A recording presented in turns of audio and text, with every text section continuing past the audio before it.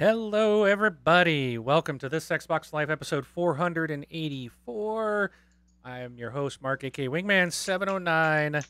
And with me this week, we're still waiting on Rob. So I'm going to mess with the cameras here for a minute and attempt to turn one of them off so we don't have the ugly look. And it doesn't look like it's working. Oh no. Why is it not showing? Oh, wait. I clicked the wrong one. See if that goes away. Oh, well. You guys can deal with it. Rob will be here in a minute. For some reason, it's staying on my screen, even though I have turned it off. Weird. Weird. Oh, there we go. That's weird. Okay. So we'll get Rob in. But anyways, oh, and there he is. Sure. As soon as I turn off the camera, he jumps online. But why don't you introduce yourself while I try to get the cameras back up? And hopefully that will work. Hey everybody. If you don't know who I am, my name's Ryan. I'm from the Horrible Gamers podcast. My gamer tag is Gib8777. That's who I am. I'm here. TXL again. Woohoo! Wow. And thanks, Rob, for not showing up on time. All their cameras are jacked up. So now I gotta play with the cameras. Guys. So everybody needs a hobby. I see, yeah, it's all messed up. Why? Stupid Skype. No. Stupid stuff keeps changing. Oh, okay. So I will have to play with all of that. And yeah, interesting. So I will play with the cameras. Yeah. I'll play with this while we get started, but Rob is here. I'm sorry, Ryan, you did introduce yourself, right? Yes, I did. Yes, he did. Okay. And then Rob, did you introduce yourself? No, I didn't. Hey, everybody. Rob, also known as Presar, the guy that screws up the video. That's my nickname. So I will get both of you back in here quickly, but you can listen to us live on Twitch, Mixer, YouTube every Sunday at 11 p.m. Eastern Time, 8 p.m. Pacific Time. And we're going to jump right into what we've been playing. So, Ryan, I'll start with you while I fix this mess. Alrighty. What have I been playing? I've been playing a little game called Death Road to Canada. This game's a lot of fun, guys. I know, Mark, you heard me talk about this last night. Yes, it's great. It's kind of like Oregon Trail a little bit, where it's, you're basically doing the trying to get from one place to, you're trying to get from Florida to Canada, and it'll do the little car on the road thing, and you see the car moving along on the road, and then all this stuff will happen, like it'll say, oh, whether they had to eat 4 pieces of food tonight, so they ate okay tonight, and this happened, and it brought their moral up, so they're feeling a little better about the travel and all this kind of stuff, and all these things will affect your gameplay. And then you'll stop, and you'll go to you'll have a choice where it'll say, hey, you can go to the Y'all Mart, which is like a Walmart, right? You can go to the Y'all Southern Mart version, the Southern version of the Southern store. Yes, exactly. Or you could go to this house on the side of the road, or you could go to this hotel, and it'll tell you, it'll say like, oh, the house on the side of the road might be a little bit safer than going to the Y'all Mart, or whatever, and you pick one. So you go in and you fight zombies. It's like a top-down kind of like a 16-bit kind of pixely game, where it's like you're going around killing the zombies and trying to collect resources, food, gas. You're also trying to collect weapons, so like you get all kinds of different weapons, and the characters are all randomly created, or you can create your characters yourself. And along the way, you'll meet more characters that can come and join your party, but you gotta watch, like, if you bring too many characters in, then you're going to be using up more food, stuff like that. But there's also advantages where if you bring another character in, they might have a mechanic skill that fixes your car and keeps it going longer, because eventually your car can break down and all kinds of stuff. But yeah, it's actually like a fun little indie game that I've really enjoyed the last little while, the last couple of weeks since it came out. Um, it's been a lot of fun. Uh, I'm still playing Sea of Thieves a lot. I backed off from it a little bit, but I got back in and started playing today, and I had a pretty fun day with Jonathan Hall, Penpoint Red. He was playing, and I jumped into his game, and he had a buddy that I think was just starting to play, and then we had a random squeaker in there, and he was just this little kid. Um, but it was fun. And the little kid got locked in the brig a lot because he kept doing stupid stuff like dropping our anchor, or I was up in the crow's nest, and I took a gunpowder barrel up there with me, and he shot it while it was up in, and we put him in the brig after, and we all went down and started playing music around him and running around the brig, and it was good stuff. But he took it well. Like, he understood why he was getting put there, but I think he was doing the stuff just to get attention from us because he was like 12. So, but I'm still having a good time with that. I can't wait for the new update. I think it's going to be good, or the new expansion, the Hungry Deep, which comes out soon, doesn't it? I think it's in the next couple of weeks. Mark, you going to get back in there and play some more Sea of Thieves when the new expansion comes out? Nope. Ah, come on. We'll get you back in there. We're going to bug you. We're going to bug you and get you back in. It's a matter of time. You got to check it out for the show, right? You got to talk about it. Nope. You want to think about that? Nope. And the last game that I've been playing, excuse me, guys. I know you guys are an Xbox podcast, but I have been playing God of War like crazy. Such a good game. Mark, I know you heard me last night talking this game up. Guys, this is a game that needs to be played. If you have a PS4, you need to play God of War. The game is excellent. It's really well done. It looks amazing. It plays amazing. It's challenging. It's interesting. There's puzzles. You know, like, it's a really, really, really good game. Like, all the praise that it's getting, I don't know about it being like a 10 out of 10. Like, it's not perfect. There are issues, you know, within the game. Every game has issues. I don't believe that it's a 10 out of 10, but I definitely, it's up there with like the top games ever kind of thing. Like, I really do believe that. So, I mean, God of War, guys, and you probably heard a lot about it. It's good. It's a good story. It's good gameplay. Really challenging combat at times. Lots of exploration and things to find and puzzles to solve and things that you have to come back to. You know, like there's all kinds of stuff in there that really all comes together and makes a really, really, really good game. I got hats off to Sony Santa Monica. I mean, and Mark, you know, I'm not a Sony shill. I actually am I'm very against Sony at times, but this is a game that, like, I wish it was on all platforms because it's like everyone needs to play this game. Yeah, I have no problem with that. I've played Sony games before, so. And I probably would have, if I still had my PlayStation, I probably would have checked this game out. Yeah. And I think people should. It's well worth it. So, but that's it. That's all I played this week. All right, Rob, how about it? Played some more Fortnite, and then also I went and I got that. We talked about it last week. That Burnout. Whoa, man! Which one was Revenge? that? Revenge? Burnout Yeah, Revenge. Yeah, that one came over to backwards compatibility. So I grabbed it, and it was pretty fun. It was pretty fun to sit there. I mean, the only thing I did was the crash. Yeah. And I Crash introduced, intersections? yes. Yeah. I introduced my son to that, and he's like, "This is awesome." It is. It's the best thing ever. I love that stuff.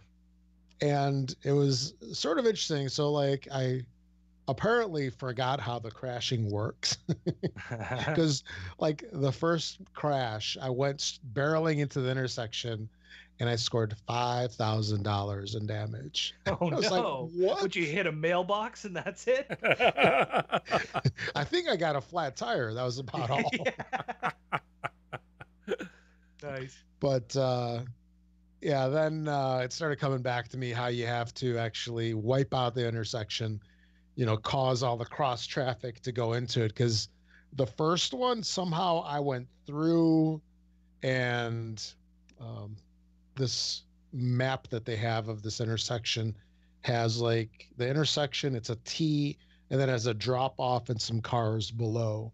So I just somehow barreled through, fell down into the drop off, and everything. Apparently, yeah. It happens. But then it started coming back to me, Yeah. and then I started getting like the 7, 8, 9 million.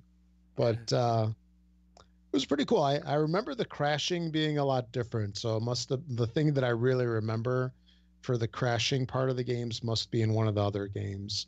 Yeah, that's what I said last week. Yeah. Because I thought you could move your car around, but you don't. That I don't remember. No. But this one, you wait till that crash Burnout, breaker builds up, right? Was Burnout Takedown before Burnout Revenge? I can't remember. It's a good question. Because I think Burnout Takedown was a little bit different, and they did change a little bit each time. Yeah, and then Paradise just really kind of threw that out the window where it didn't even matter anymore. Takedown was the third one. Yeah, Takedown's the third, then Legends, Revenge, Dominator, Paradise, Crash. Dominator, I don't remember that one. Yeah. 2000. That was PSP and PS2. Oh, that's why. Okay. That's why. Burnout Crash was iOS, PS3, 360. That was the top-down one. Yeah, where it was like top-down. It wasn't as good. When that first came out, I thought it was going to be amazing. I was like, oh, they're going to do just crash intersections where you can just... And then it was a top-down thing, and I was like, no, I was so disappointed. Then you go to play it, and you hear sad trombone. Yeah. Sucker, we got your money. It was still kind of fun, but it wasn't as fun. Yeah. Maybe that's the one where you could bounce around, because I remember yes. I bet you it was, because you could bounce it over and hit this cars and bounce back across the street to nail a building, and then you try to time it as more cars were coming down to bounce and hit like a bus. And yes, and then every time you got so many hits, you would gain enough to do like an explosion or something like that. I can't remember. Yeah, but that was in one of the games too. That I'm pretty sure it was, because I remember it was like the more cars you hit, and then eventually you could do this big explosion that would throw cars out into more traffic as it was still coming, like the traffic that comes later. And after you blew up, you would move cars out. But I don't know. I really want to go back and play Burnout Revenge too. Just for that exact reason. It's fun. I love that stuff. It's only so $10. Yeah, it's pretty cheap. So if you don't own if you don't have the disc, it's only $10 to get it digitally. But if you have the disc or find it in one of the reused stores, that'd be even cheaper. You just put the disc in and it'll download the game for you. And Ryan, I gotta give you kudos, man, for sticking up for me against those two horrible hosts that you have. Not so much Gunny. I love Gunny, and I was giving him some crap, but Jesus was the one saying, no, don't give up. Wing's wrong. I'm going to listen to every episode of TXL and prove him wrong. And then when he was talking about last week about what he was doing wrong, or what I said wrong, was completely something different than what the original thing was even about. It was like, I knew it too. And I'm like, guys, I know you're wrong. I know that, I know what I'm saying is right, because I had just installed something earlier that day and noticed that it was disk and network. And I'm like, you guys are so wrong about this, and I know exactly why you're thinking that, and I know exactly what Wing was trying to say, and you just mixed it up in your head. But yeah, it was fun. That's why I said yesterday on your show that Jesus isn't my friend anymore. Yeah, Jesus is not my friend. He's not my friend. I didn't go into it, but that's why. So, but he's my friend. So, Yes, but, we know. It's all in good fun. It is. All right. So yeah, Burnout, and yeah, because the version that I really, really remember, the one that sticks with me, is like you're driving down this hill almost. So it must have been one of the, or what do we say, takeout? No, takedown. Takedown. Yeah. Yeah, takeout is Chinese food. Yeah. So wrong thing. Burnout takeout. Do a burnout through the takeout. Grab your food on the way. Exactly. But you know, it was still good. It was still good. I was just thinking, man, that I mean, so that was the first level that I explained right there, and you have to get through that somehow, and you have to unlock the rest of them. But I was just thinking to myself, how impossible must this be? It's actually almost like a physics puzzle, where you have to go in at a certain velocity, at a certain angle, at a certain moment, in order to get everything to come together just right. Because I was like, how do you get the cars down below? I mean, you have to have something that comes off of that edge, whether it's your car or another car. Yeah, here's what you do. As you're going through the intersection, you have to just clip the front end of a car. Like a semi, ideally. Yeah, well, yeah, or yeah, just clip the front end. Your car has to go off the edge and underneath down to hit the cars below. And then you have to hope that, say, the semi, for instance, jackknifes and covers most of the road, and then everything runs into it, right? Sure. But it's like a matter of, you got to figure out exactly the timing where you got to hit it, and you know. But yeah, exactly like you're saying, it's like a geometry puzzle where you just got to figure out how to create the most havoc. Absolutely. But, yeah, it's a lot. And it's fun. It's fun to watch the explosions, and my son and I were kind of getting into it, hooting and hollering. Oh, there goes another one. Looking at the millions pile up. But yeah. So Burnout, always a good time. There was no enhancements on that, right? No, I don't think so. Nope. Unfortunately. So Rob, do you think you and I would have maybe gotten better grades in physics class or paid more attention if we learned physics by playing Burnout Revenge instead of? I think if we had an Xbox in physics class, we definitely would have paid attention to the gaming. Yeah. I just had flashbacks of that teacher. Yeah, that's funny, because then it's interesting. That's where Rob and I met. That's where really? we met in physics class. Yep. So nice. So, but yeah, cool. Anything else, Rob? Yeah, and I also went back and I played some Deadlight. So Deadlight was a game from back, 360 time, I think. Yeah. And they had the director's cut that came out for the Xbox One. And I mentioned this before, and I don't know. Let me ask you this question again. So these games that are being remade for the Xbox One, 360 to Xbox One or Xbox to Xbox One, or even games that are getting definitive editions, for example, like Deadlight, do you guys notice any kind of, I'll call it, control issues with these games? Does it run like the original console game, or does it run differently? And when I say differently, I mean like faster or slower or exact the same as the original version.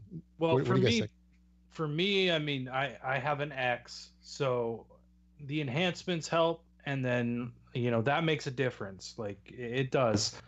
But I think even running these older games, it still runs them a little smoother, I think. Like even an Xbox One will run them a little bit smoother, I believe. I've never had any control issues, but I haven't played a lot of backwards compatible games. Okay. Just a couple here and there. But as for like the remake stuff, like the Deadlight game, I felt like that ran a little better on the One X. Like load times are a little quicker. Sure. it's a little more cleaned up, but that's how I feel about it. Okay. Well, let me elaborate then. Yeah, yeah. So there's been a couple of games now.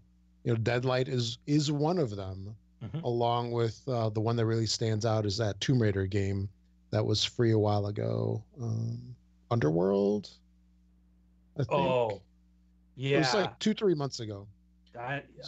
Wasn't it Tomb Raider Anniversary, or was it? It was one of those. It was one of the remake ones of the old ones, right? I want to say it was Underworld, and it was like backwards compatibility. Right. It was the 360 freebie. But so these two definitely stick out to me, where it's almost like the Xbox One X is too good of a system. Like it's running it too quickly. Yeah.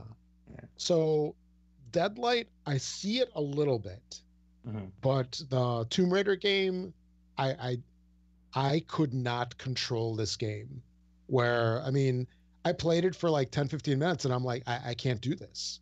Because in my perception, like how you control the camera around Lara, like you can kind of spin things around. I mean, it just spun around like so fast. It's the equivalent of like control oversteer with everything that I would do.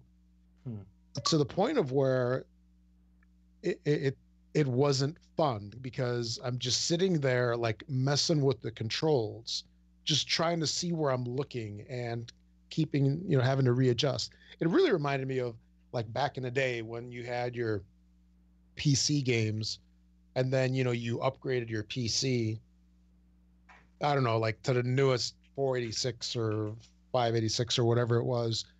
And the poorly coded games would actually run faster because they somehow relied on the CPU clock or something for their timing. So you put it on a fast system and now the game ran faster. Like going way back, there was a turbo button on the old 286s. I don't know if you guys remember that far back. Where it like kicked up the cycles, or eventually it actually slowed your system down.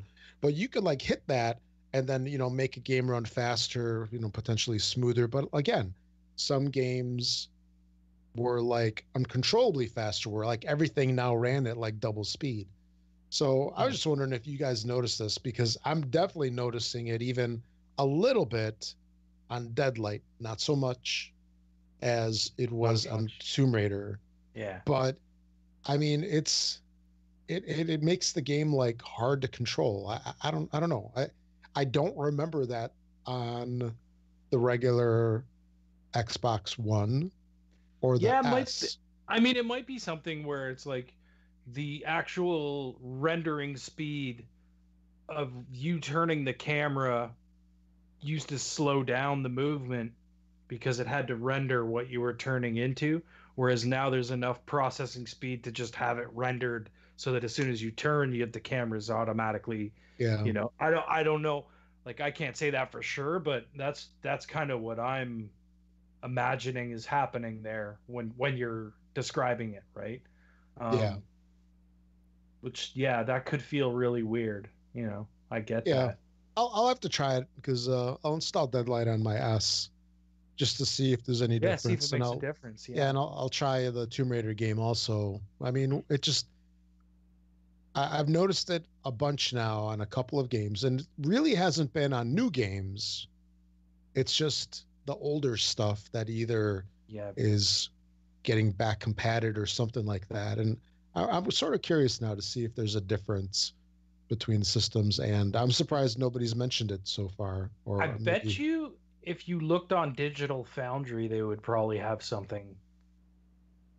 I bet you they would. I would check that out. Yeah. Because I think that's what it sounds like to me. It sounds like it's like there's a faster rendering speed, which maybe if you just went in and like, do you feel like if you went into the options and turned like the camera sensitivity down, that it would change things? It might. I never because that could really be it looked too. into going into the options.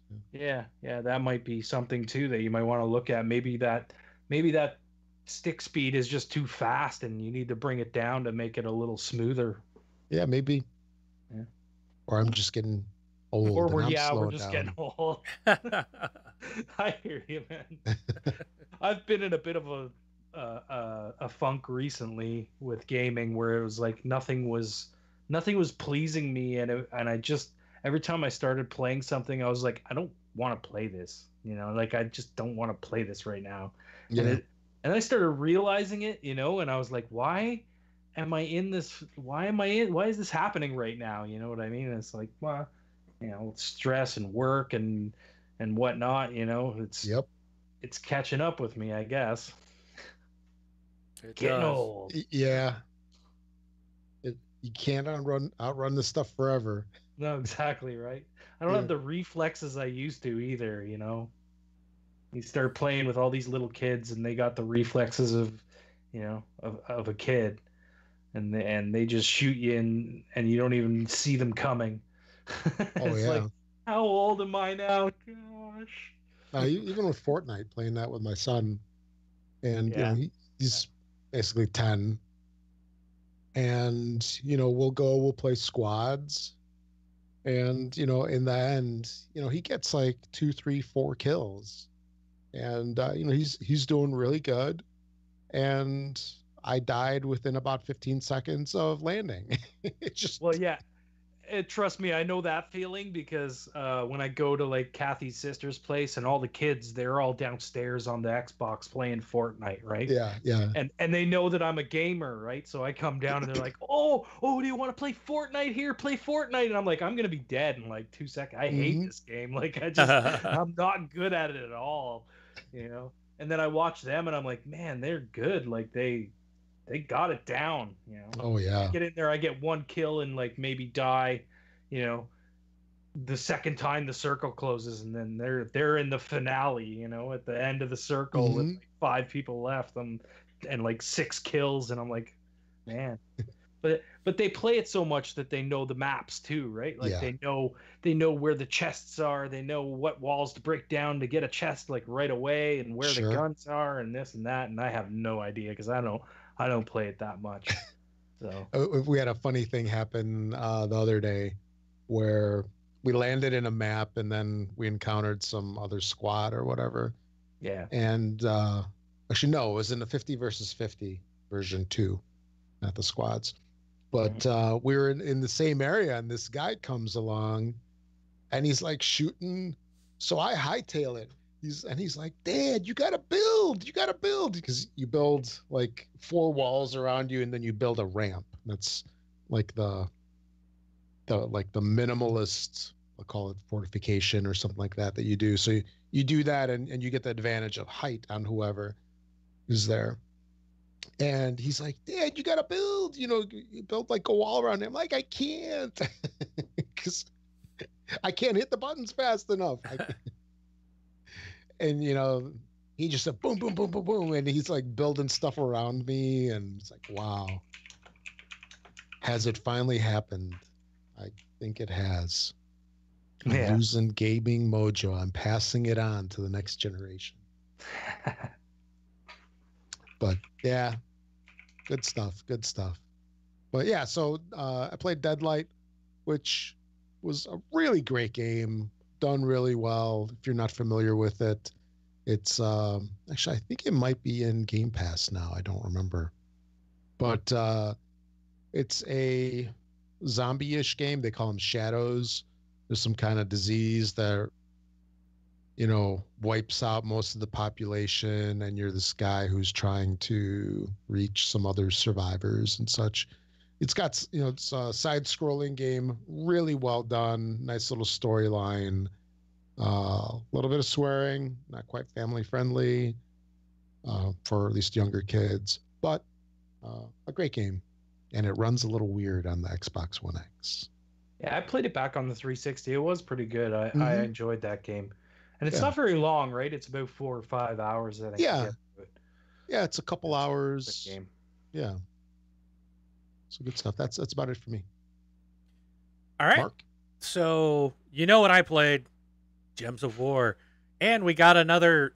I just added a new guild member tonight. So we've got some activity going on. So if you are part of our guild, we have a lot of activity in this game, guys. There's lots of people in our guild playing this. Not everybody. Some of you need to step it up. But yeah, there's a lot going on. Also, I played Homefront: The Revolution some more. Game sucks. Glad I didn't pay for it. But I'm still playing it. I'm still playing it because there's nothing else to do right now other than Gems of War. I don't feel like Ryan was talking about, like, gaming funk. I just feel like that's where I'm at sometimes. And I don't even think that State of Decay 2 is going to do anything, because I liked the first game, but not enough where I ever finished it. But I will try it out. But I don't know. I'm just actually, you know what I think is a good analogy to what you guys are going through, and I'm kind of in there as well. That's kind of like you've been working at the same place for a whole bunch of years, and you're trying to figure out where to go to lunch. You've like tired out every place like really close by, and you're like, you want to go here? Nah. You want to go here? We just had that last week. You want to go here? Yeah. That's what it's like almost, isn't it? Dude, I go through that every day at work. Like, what do I want? Nothing. I don't want any of this garbage.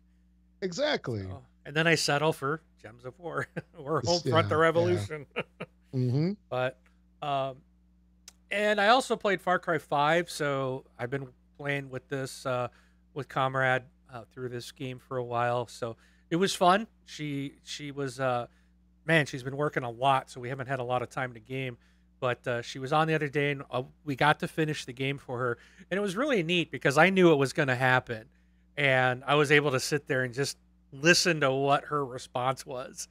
And it was neat. So it was kind of like I really enjoyed that again, just to see the other person's response.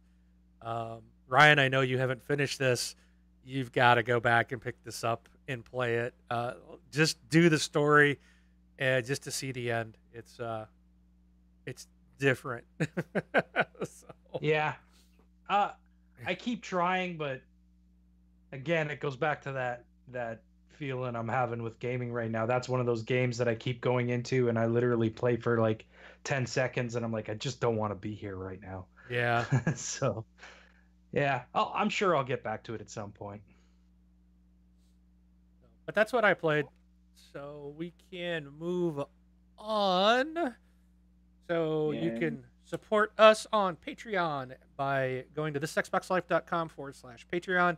And a big shout out to Dirty Bite, who became a patron this week. We really appreciate that. Thank you very much. And we appreciate all our patrons. This is an opportunity if you would like to donate to the show each and every month. You set up how much you want to support the show, any amount that you want. And the patron, you can go in and give your credit card, debit, whatever. And they'll automatically take care of that for you. If you'd like to do a one-time tip, you can do that by going to thisxboxlife.com/donate and do the same thing. You select what you would like to donate to the show, but that one's a single one-timer. You can subscribe to our channels on Twitch, Mixer, and YouTube. We really appreciate everybody following us.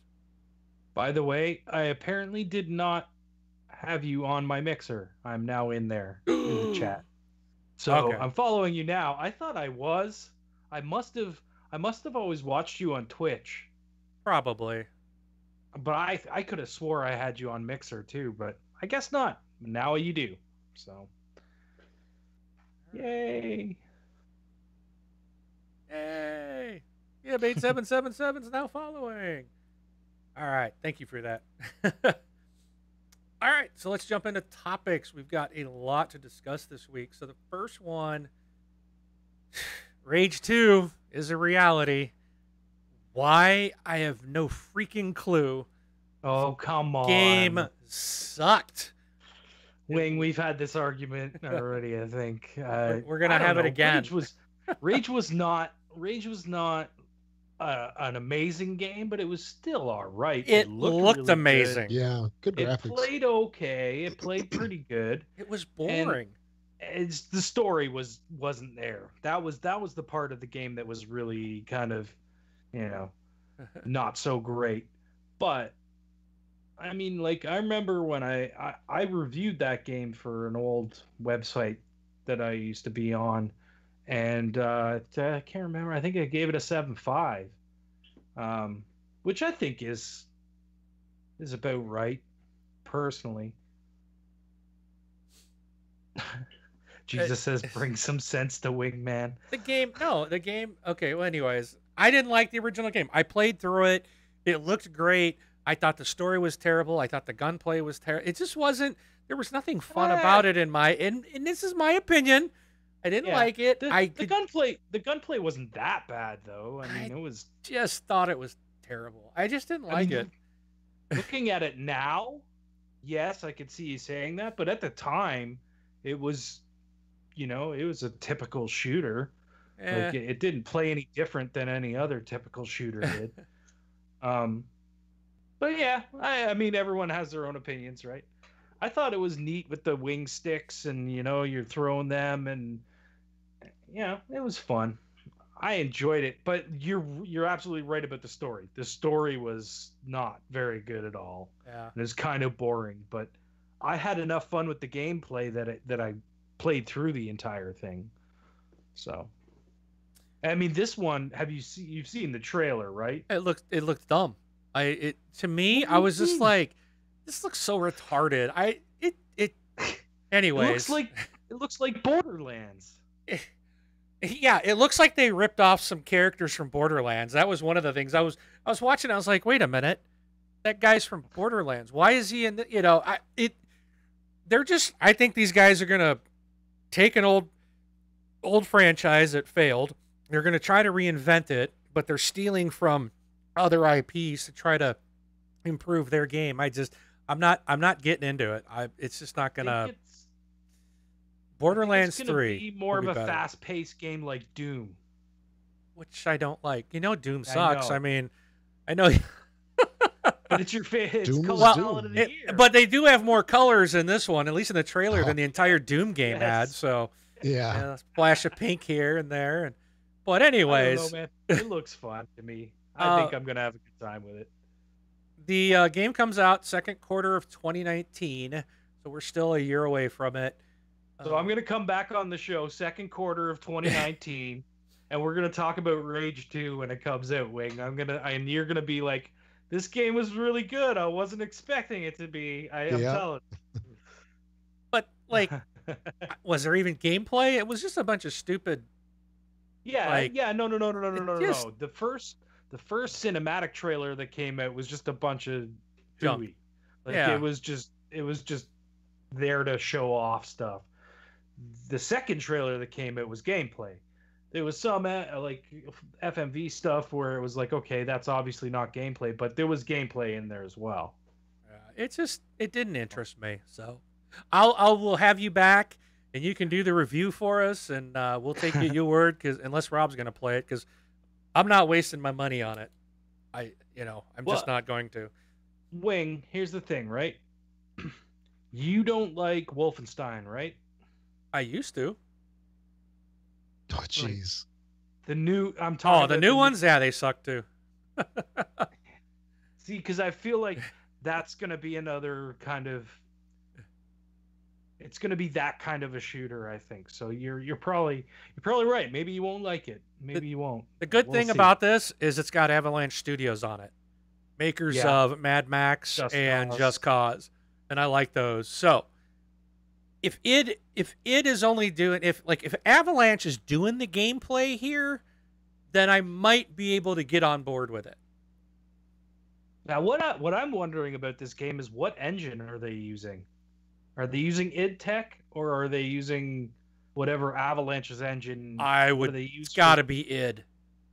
Id's not going to let anybody else run an engine other than theirs. I mean, the game is going to look phenomenal. I have no doubt the game will be phenomenally looking.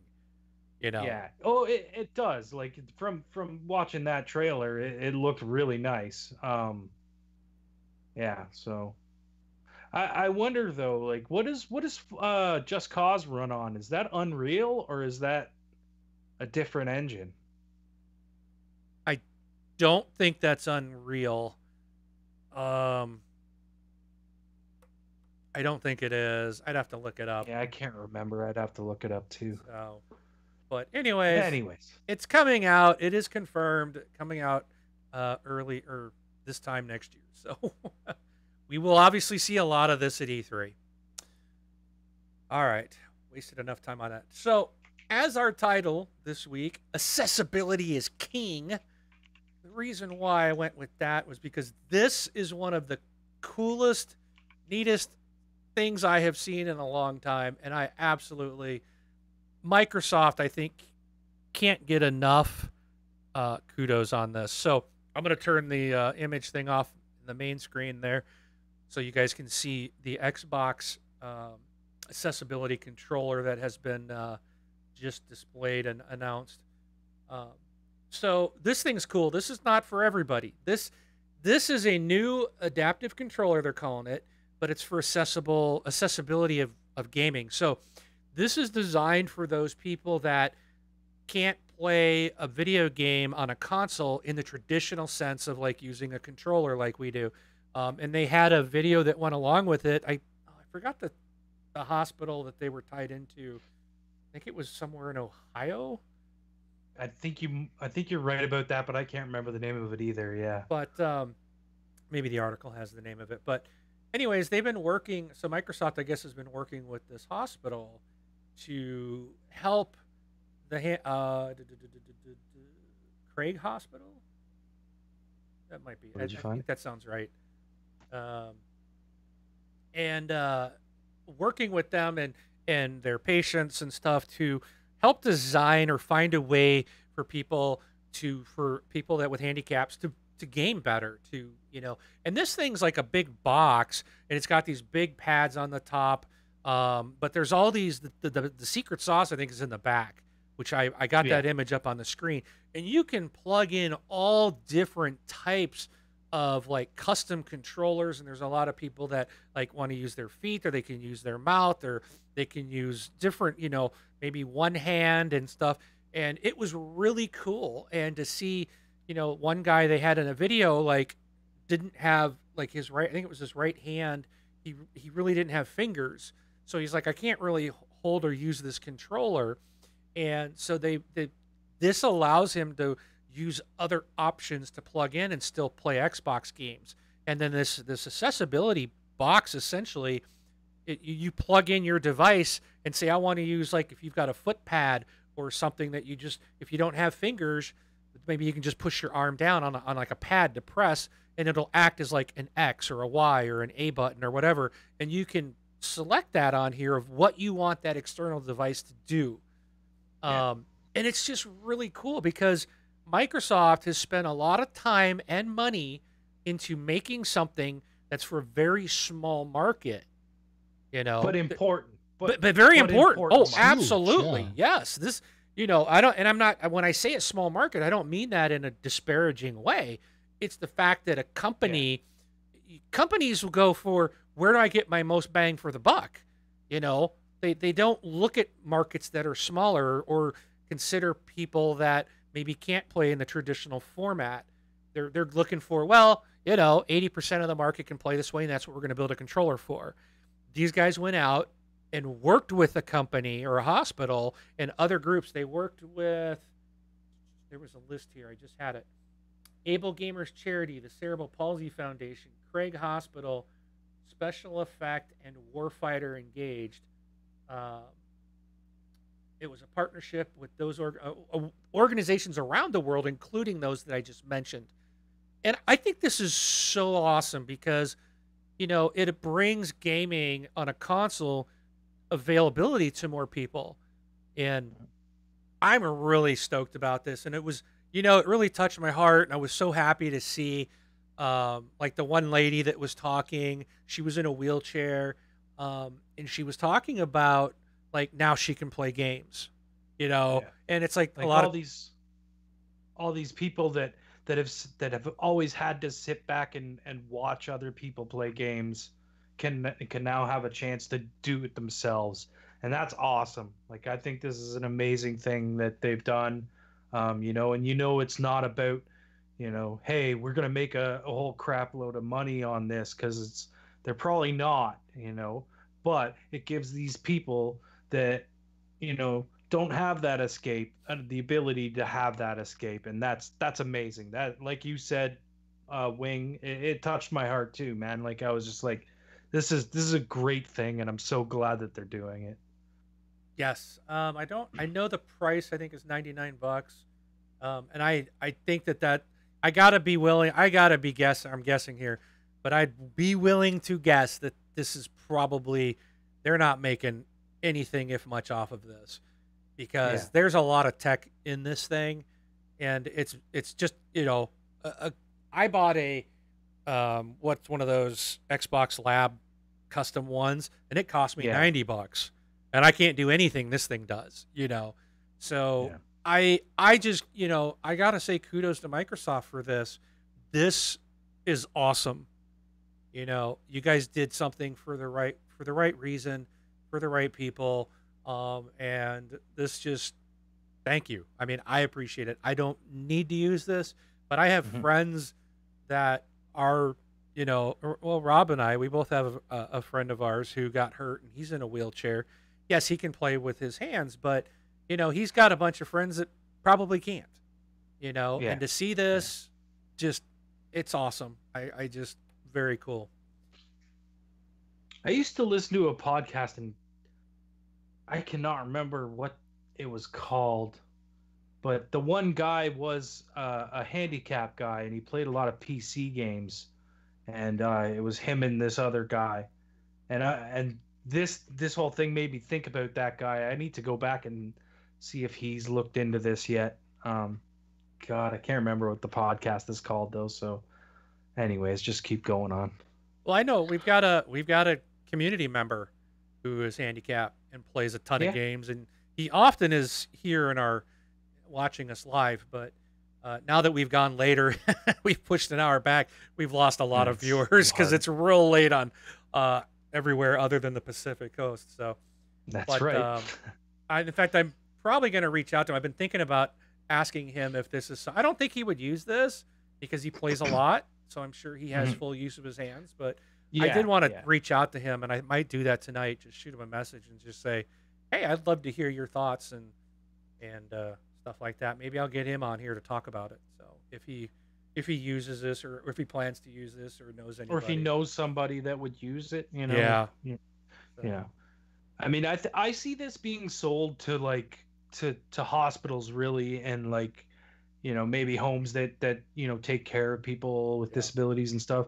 I don't really see a single person maybe necessarily buying something like this, but I can see it being used in even like groups, you know what I mean? Like people that get together, maybe have this so that they have something to do. Yeah. But again, I think it's great. Kudos, Microsoft. It's a good thing you're doing. Good thing. All right. Next one. This just baffles my mind. So let me jump down here. So a month ago, it was reported that GTA 5 has made more money than any film, book, or game. And then this was 17th, so 3 days ago, it was announced that Grand Theft Auto 5 has hit over 95 million copies sold. Wow. 95 million. That's a couple 2 tree, right? It's a couple 2 tree, yes. Exactly. I mean, I just, and their Take-Two is saying they're attributing the game's success to the continued release of free content, with GTA Online delivering its biggest year yet for sales of in-game currency. So yeah, I mean, Rockstar knows how to do it. They know how to capture an audience and keep them there. Yeah, and I mean, their games, they take a long time to make them. They don't make a ton, but what they put out is something that a lot of people Solid love. work. A lot of people like to keep playing. They keep adding content to it, and they keep those people there. And they don't have to do it. Well, I don't know how. Obviously, there's in-game money being or real money being spent in game online, but I don't know. I've never heard anything about loot boxes or stuff like No, it's that. all it's all you buy currency, in-game currency. So like you'll buy money for your character. It might cost you like I don't really know what the costs are. I'm just going off my head here. But like you pay $10 and you get $1 million in game to spend on like buying houses or cars or whatever the in-game purchases are. Can you lose that money? Can you get robbed of the real money you purchase? I think so, but I don't know. I don't know that for sure. Yeah, there's all kinds of stuff. I don't play GTA Online, so I don't know. But I'm just going by what I've heard. Jesus in the chat saying they can lose it. You can get robbed in the game. So, but obviously this isn't a problem. Congratulations to Rockstar, and I hope they can sell another 5 million copies. I would I would love to see this thing just hit 100 million just for the heck of it, But I don't know if Red Dead Redemption 2 will do as much, but I think if they have an online component, I think that game could do very well as I think that game's going to sell gangbusters too. So wow. Oh yeah. Kudos to Rockstar. All right. No. We've been kudosing a lot tonight. Have we? I just noticed that. Kudos Sony Santa Monica, and we kudos Microsoft for the controller, and now we're kudosing Rockstar. Well, the kudos are flowing. You got to change the name of the podcast now to Kudos. Well, kudos to Ubisoft because The Division 2 will arrive before April 2019. They have revealed that this game is going to be coming out sometime in, what is it? Let's see. They revealed the time frame for the sequel. It was announced in March through details, although details were sparse at the time. They're going to have their big unveiling here at E3, so I'm looking forward to this. But they said it's going to be now the Division 2, along with The Crew, won't be the only big games for the company within the next 12 months. They've also mentioned an unannounced franchise title coming out before April.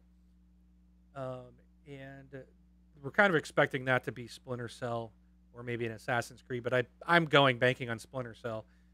Yeah, I think it's going to be Splinter Cell too. Yeah, as well. So, but if you're looking for The Division, I'm not a Dark Zone fan, and I don't play that, but I really enjoyed the story and that game for the story. But it was fun, and I liked the environments. They were different. The battles, the gunplay, and that was really good. And I'm looking forward to The Division 2. So keep that on your radar, but that will be next year. All right. Did you guys see Inside Xbox Episode 3? I haven't. Neither of you did? Unfortunately, I watched the whole thing. Oh, I'm sorry, Ryan. I did quit after a certain part. You? Okay. It got boring. Yeah, I can't believe it got very boring at the end. We'll get to that. You talk about what happened first. Oh man. So I'm just going to go through this article. It's a recap of what was discussed in there. Again, the episode was really great. The first 90 minutes was great. These are top quality productions, but I do feel like the jokes and stuff are getting a little old. They need some better writers there. But the content is really good. But they did start off with a first look at Sea of Thieves, The Hungering Deep.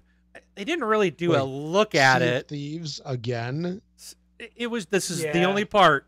Because The Hungering Deep is coming out. But it wasn't even a look at, like, when they were teasing it, they were like, oh, get your first look at The Hungering Deep. And there was nothing. It was just some dude sitting on an island telling a story. Yeah, that was like that. didn't really show me anything. My thought was, lacking content even in your content reveal. Yeah, exactly. I guess we needed to grind that video for 100 hours, and then maybe you'll get to see something. You just got to keep watching it over and over again, and then all of a sudden you realize what it is. So anyways, they mentioned this content. Let me get some water. Is coming out later this month. So we got 11 days left. So sometime in the next 11 days. Wait, what? What it's coming out? It said later this month. The Hungering Deep content for Sea of Thieves. Oh yes. Yeah. It's supposed to be at the end of the month, I think. So it should be within the next couple of weeks. Right. We only got 11 days left. Yeah. So sometime in there. They also then talked about PlayerUnknown's Battlegrounds.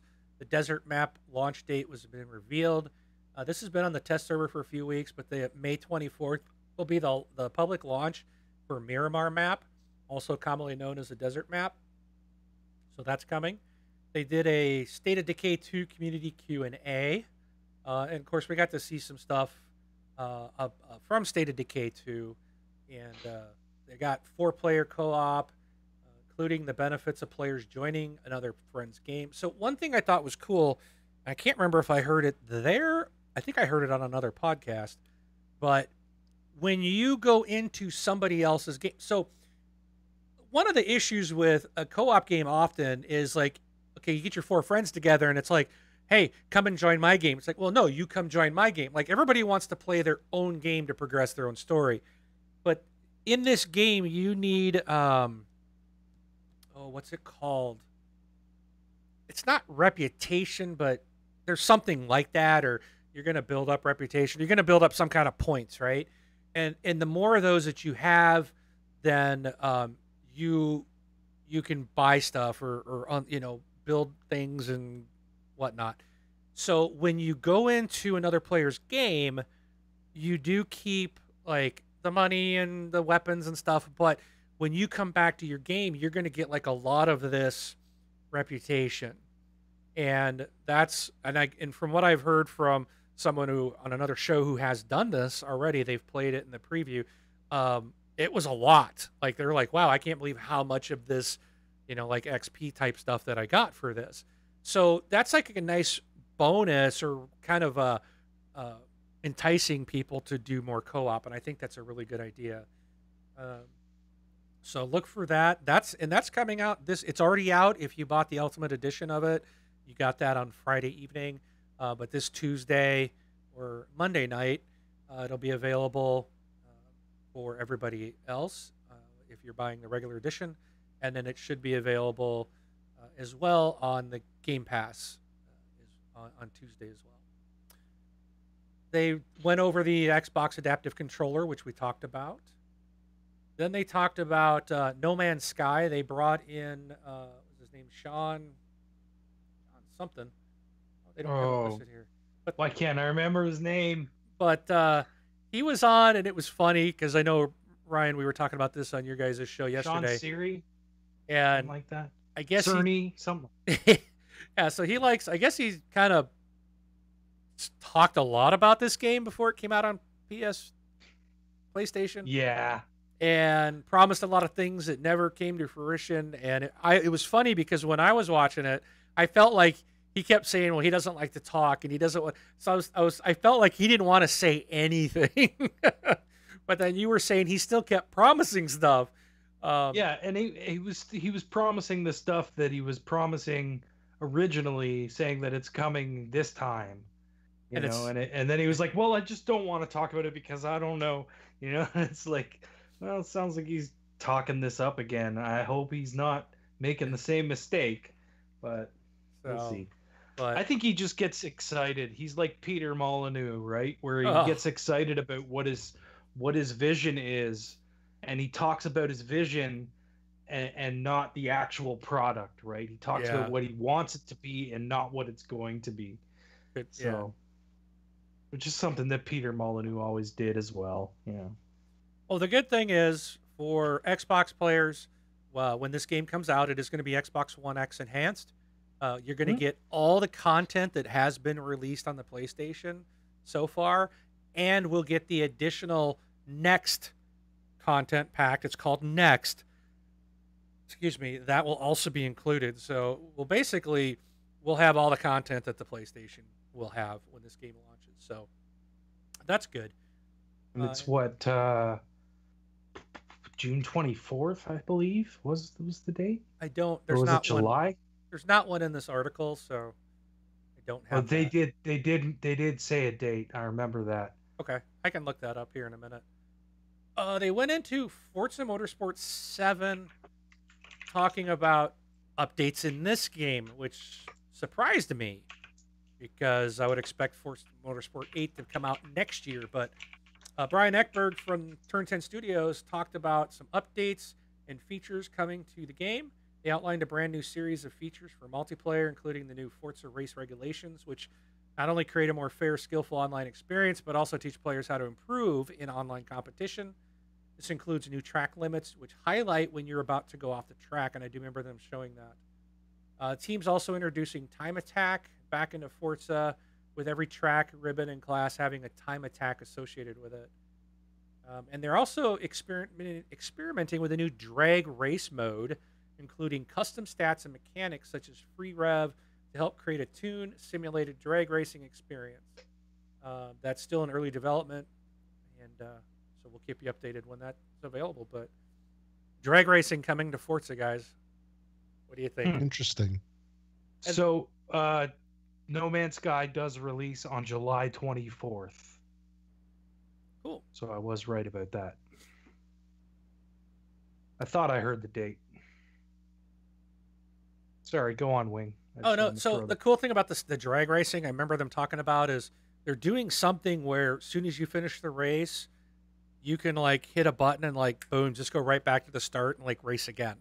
They're not going to make you like drive back and wait. It's just going to be, I want to drag, boom, okay, boom, I'm going to do another one, boom, I'm going to do another one. They're trying to make it like quicker to be able to jump in and do that. So that sounds pretty cool. They talked about a new Halo arcade game coming out. This is called Halo Fireteam Raven. This is going to be, look like, I think it was a 4-player, big, huge screen. It's got a 130-inch 4K screen with 4 turret-mounted multi-purpose machine guns. They're going to debut this at Dave & Buster's in the U.S. and Canada, and then expanding to more locations this fall. They're also they did talk about the Master Chief Collection, and their commitment to make this the definitive Halo collection with improvements to multiplayer functionality and Xbox One X enhancements. So they're continuing to work on that title as well. And then they did a Gears Pro Circuit and Halo Championship Series are going to join forces for that. So that's the Major League Gaming and stuff. And then they did a look at Divinity Original Sin 2, the Definitive Edition. And then they wrapped up with Ryan's favorite part of the show, the State of Decay 2 Escape Room. So, and they got a bunch of YouTube people to go into these escape rooms. And it was funny. Me and Jesus were sitting in a party watching this. And we're like, what is going on? Like, what? This is so boring. We're both watching it and we're like, this would be cool to do, like to be there doing it, but it's like, it's so boring to watch these people do it. Like it's I don't understand why they thought that this was going to be entertaining to people, because it really was not. And the chat was just ripping it to pieces as it was happening. And then it finally ends, right? So the group escapes and we're like, all right, sweet, it's over. We're going to see something else now. Finally something else. No, they got another group of people that are going through it for the same second time. No, yeah, the same escape room, but different group of people, right? Different group of YouTubers. And the second group was like part of the Inside Xbox crew in the UK or something like that. I don't remember. It was, or Xbox On. That's what it was. It was some of those guys. But Yeah, I don't know what they were thinking because that was not entertaining to watch at all.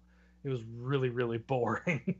It was more entertaining me and Jesus in the chat talking to each other and laughing at the stupidness that was going on. That was more entertaining than actually watching what we were watching. Actually, it would have been more entertaining if it was Horrible Gamers and TXL people doing it. Yeah, there we go. I still wouldn't want it on. Yeah, it would be fun to do. Like that's what we were saying that the whole time. It looked like it was like a fun thing to actually go through, but to watch other people going through it was just like a snore fest. We were just like, just end this already. Yeah, it was pretty bad. Yeah. Don't do that again, Microsoft, please. All right. Next item up is that Call of Duty Black Ops 4 was revealed. It's coming to Xbox on October 12th. So look for it earlier than its normal November release. And I think we could point to Red Dead 2 for that. But they talked about a new mode. Oh, what did they call it? Black. Was it Outbreak or? No, it was Blackout. Blackout, yes. Blackout, isn't that what it was? So it's their Let's see what the chat's saying. It's their new battle royale mode, if you will, yeah, coming to Call of Duty. And my initial thought was, wait a minute. Have you ever had more than 24 players in a Call of Duty multiplayer game? I think that's like the max limit. I could be wrong. I've not played a lot of Call of Duty lately, but to my knowledge, they typically don't go more than that. And I was like, can they put 100 players into the game? Can they really do that? And then they talked about it's the biggest map ever, and it can hold 15,000 Nuketown maps or something. And I'm like, and yes, Nuketown's small, but still, if you make the map bigger and you put a bunch of people in there, right now you don't even do large amounts. So I don't know if they can handle it. That's my concern. And then are they really going to do 100 people? Because they didn't say they're going to do 100 people. No, I think they're going to do 50 max. That's what I'm kind of imagining. And then if there's 50 and the map is 15,000 times larger than a normal one, you're never going to see anybody. Yeah. So, it's like, mind you, Call of Duty is a lot faster pace, so you move a lot faster than you do in like PUBG and stuff like that. So you're gonna get across that map quicker, I think. And I don't know, 50 people. I don't think it like if they were half the size of a PUBG map with 50 people in it, they'd be all right, I think. But if they're going to make this massive, massive map, then it doesn't make sense. The other thing, too, is we don't necessarily know. They said they got this giant map. That doesn't mean that a game is going to take place over the entire map. They could say, they could cut that into like 10 sections for 10 different maps, if you will. And you will play one of the 10 sections. You know, that could be a way of, instead of just one map. Yeah. I mean, we really don't know all the details. Right. They make a massive map, but you only use a small part of it for each game's. Right. Yeah. So, like, with the games, how they have the circle that closes out, maybe it starts off, you start off in a circle and then it continues to shrink. There's lots of ways they can handle it, like you said. Yeah. So, Rob, we talked about this yesterday on HGP. So Ryan and I had this conversation. I'm curious as to your thought because you play a lot of Fortnite, and I know you've played Call of Duty multiplayer in the past. My thought is Battle Royale mode is not what Call of Duty players are looking for.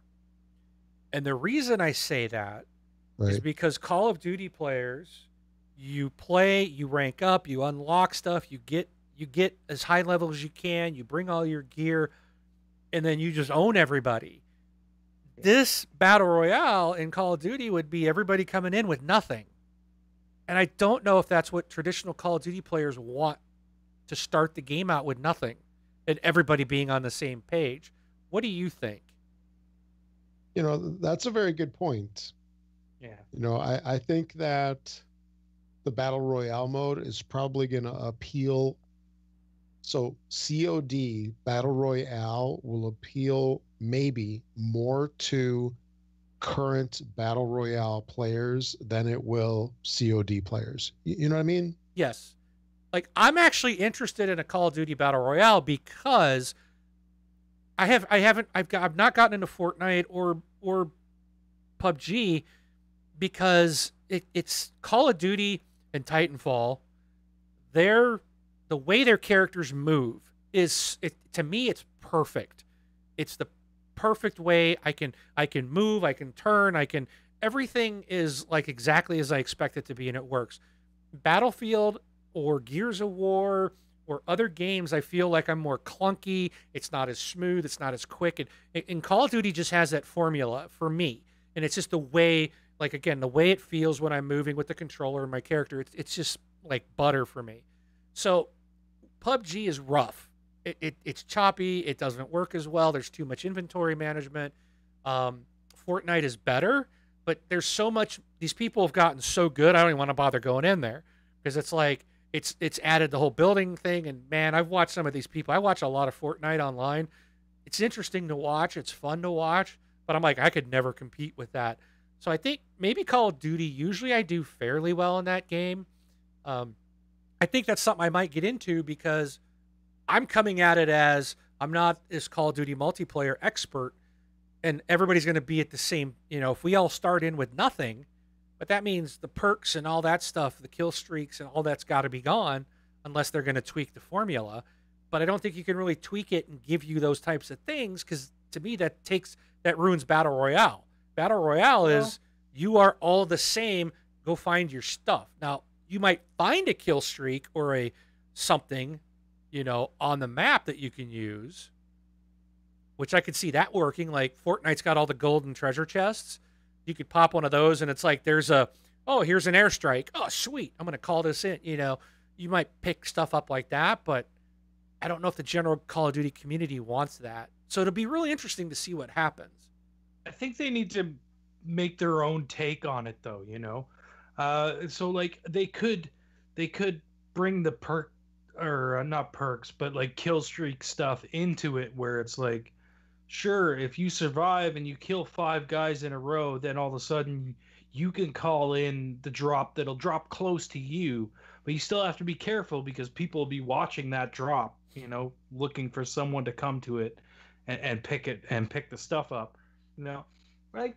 Like they could do things, and I think they have to put their own twist on it. We can't just get another boring battle royale game that's the same as everything else, Like we've talked about it on our show a couple of times, doing weird things like how about having a wall of zombies closing in and you guys are working together to kill the zombies.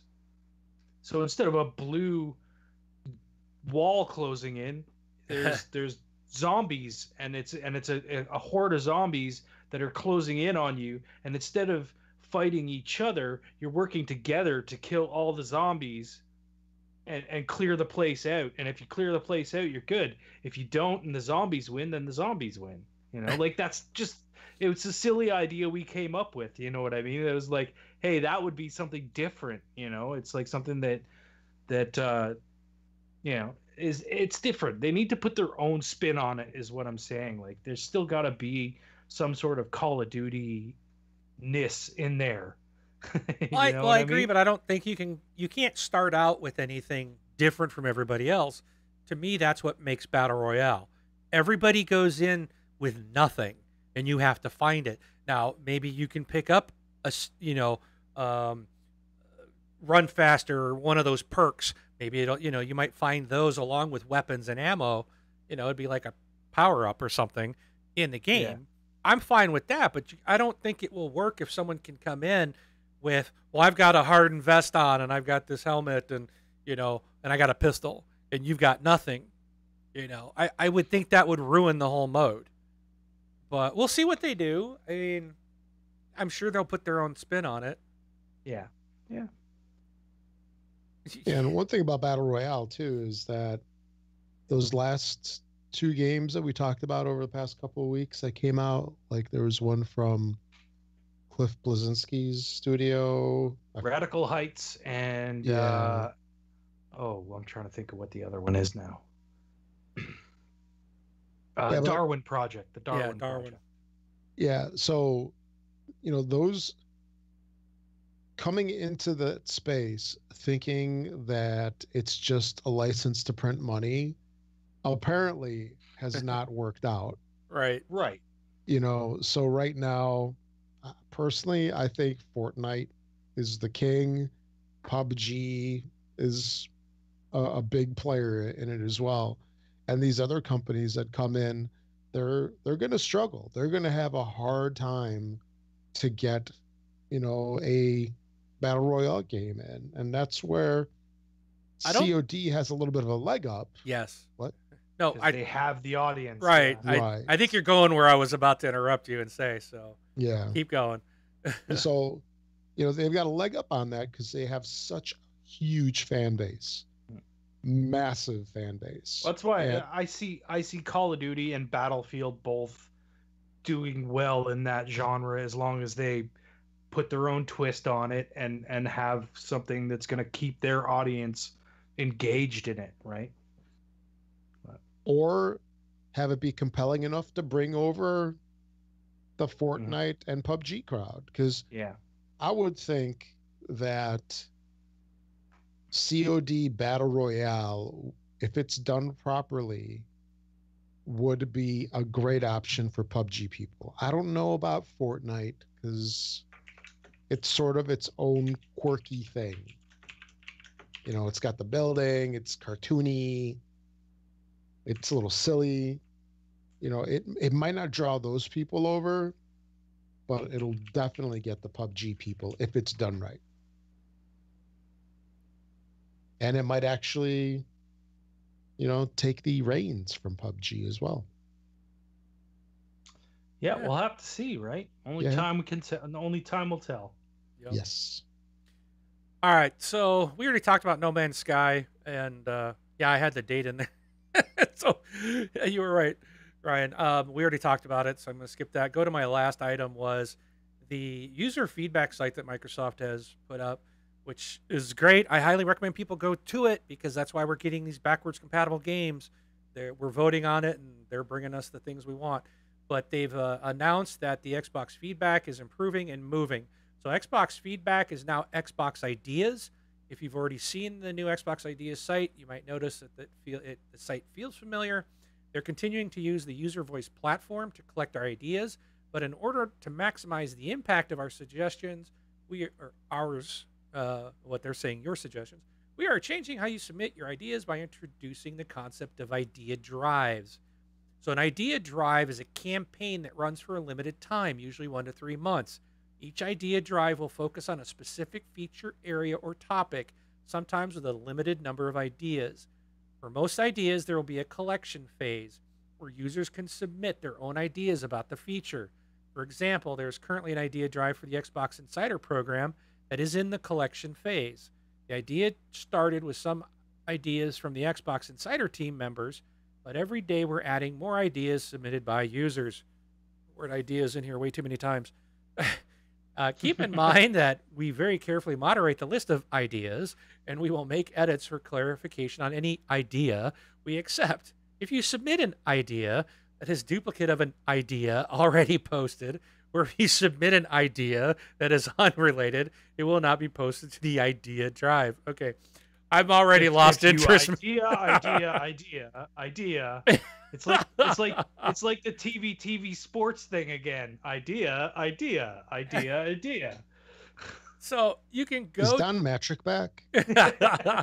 You can go to xboxideas.uservoice.com for to get there.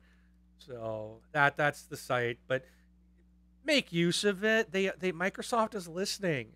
Get your ideas out there. I can be for things you want to see come to the console, things that you want, games that you want on back compat. Post it out there. Maybe a game like what's that? Shadow Dragon that dragon game they canceled, you know, or Fable Fortune Scalebound. Maybe you might start one up there going, bring that back. We want that. And you get enough people, it might bring it back, you know. So check it out. But that's it for me. Did you guys, Rob, did you have any stories? Yeah, I just got a quick little thing on sales numbers supposedly for April. And the PS4 outsold both the Xbox One and Switch combined, meaning more PS4s were sold than both of the other two consoles combined. So they're still leading. PS4 is still king. Basically, they're saying that a big part of those sales were God of War, or because of God of War. But that was interesting. And these numbers are taken from NPD, which sort of, well, so NPD is US only, right? So it's not global. And then also, I don't fully know about these numbers because Microsoft doesn't report sales anymore. So how did they really get these? You know, is it, would they have to have gotten them from retailers or try to collect them from retailers as much as they can? But whatever it is. So the hard numbers, or supposedly the numbers for this, were in April, so last month. PS4 sold 326,000 units, Switch was 171, and Xbox One sold 132,000. Oh, these are thousands, 171,000 and 132,000. And 3DS is still selling like crazy at 66,000. Who would have thought it? Still kicking after all these years. What, about 10 years now? Almost. But yeah, someday. Maybe the Xbox One will outsell the PlayStation. Will they? Yeah. That's all I got. That's it. But we can hope. All right. Or if the PS5 comes out, then maybe the Xbox One will outsell the PS4. Yeah. All right. Oh, here we go. This is everybody's favorite time of the show. If I can do this correctly. Let's get going with it. Today on this Xbox Live, get ready for some major strife. Yeah, Wingman's got 709 wins. Today is just the start.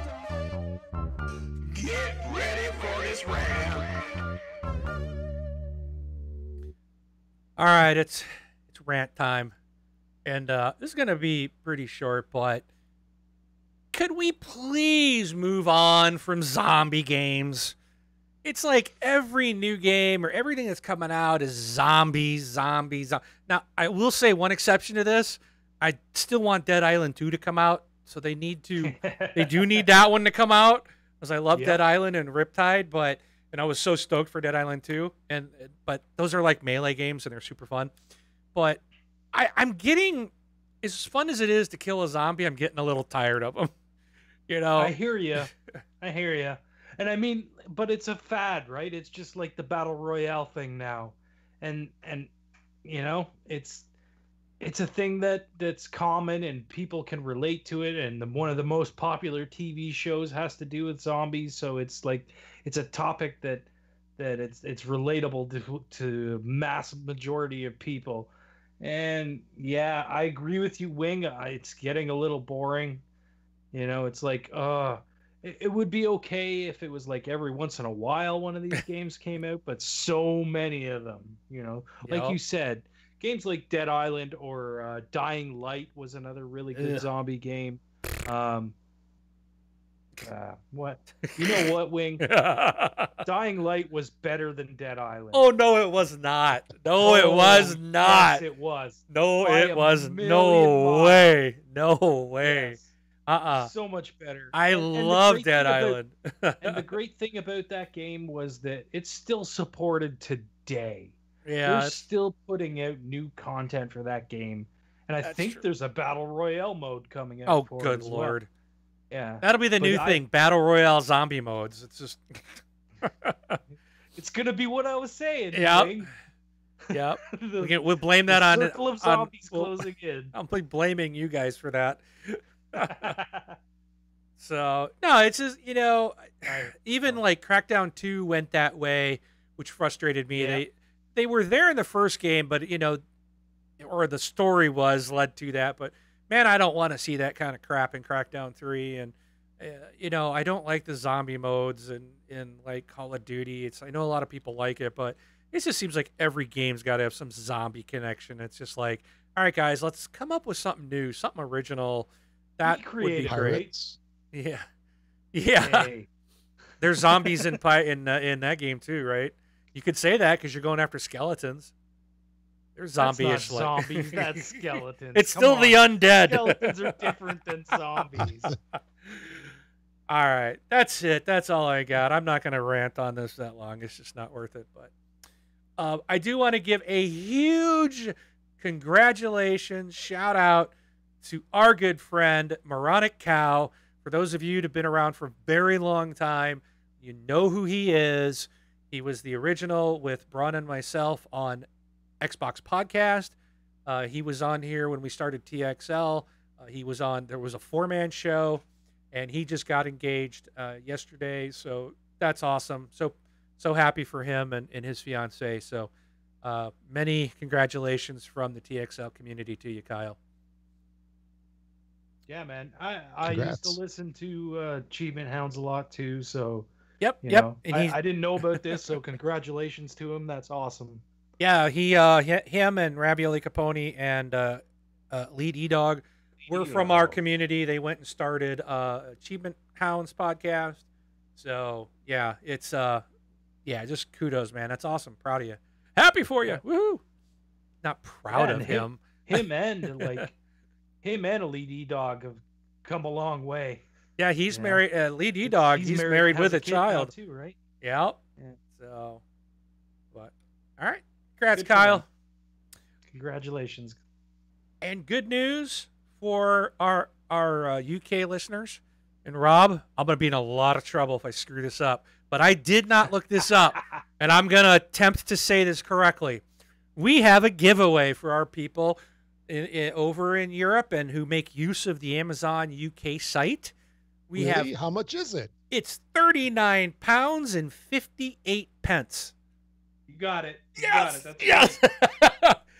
I was like, I should look this up. I'm like, no, I'm gonna wing it and hope I paid attention last time But what I'm looking Yeah. for is I'm happy that I'm very proud of you that you did not say 39 pounds and 58 ounces. or 58 cents. Or just 39.58, whatever that is. So 39 pounds, 58 pence. So we're going to give you guys, let's see, 2 weeks. Let me pull my calendar up because I did fail to do that before. June 3rd. You got So this the will be- week before E3. Right, and I'm hoping, Rob, I wanted to talk to you too. I want that to be our E3 prediction show. Sure. Okay. So, but send us a voicemail or an email. And again, you got to be able to use Amazon.co.uk to earn this. Send us a voicemail or an email and tell us what you are excited about the most about E3 2018 and get that into us before June 3rd. And we'll pick a winner that night. All right. You can reach out to us and you can send us a voicemail by going to thisxboxlife.com and clicking on the send voicemail button on the right-hand side of the website. And that's a repeat. I don't have, that was from last week. We don't have a voicemail tonight. You can also email us, contact@thisxboxlife.com. You can follow us on Twitter and also on Facebook. Both of those are thisxboxlife.com/Twitter or /Facebook. Facebook is a closed group, which is good. You know, it's weird. The other day I got something. I was like, why am I getting this? Then I realized it was like somebody posted in a group I'm in that was open. You know, I was like, dude, this is stupid. This sucks. Like, I don't like this. Like, that's why we did it closed groups. So, but we do got some questions. And let's start off. So you got the script up, right? Yeah, Ryan. So we'll take turns. Rob, you read the first one. Ryan, if you'd read the second one, and Sure. we'll just rotate that way. Sure. All right. First one's from Chris. Chris writes in, "Hi guys.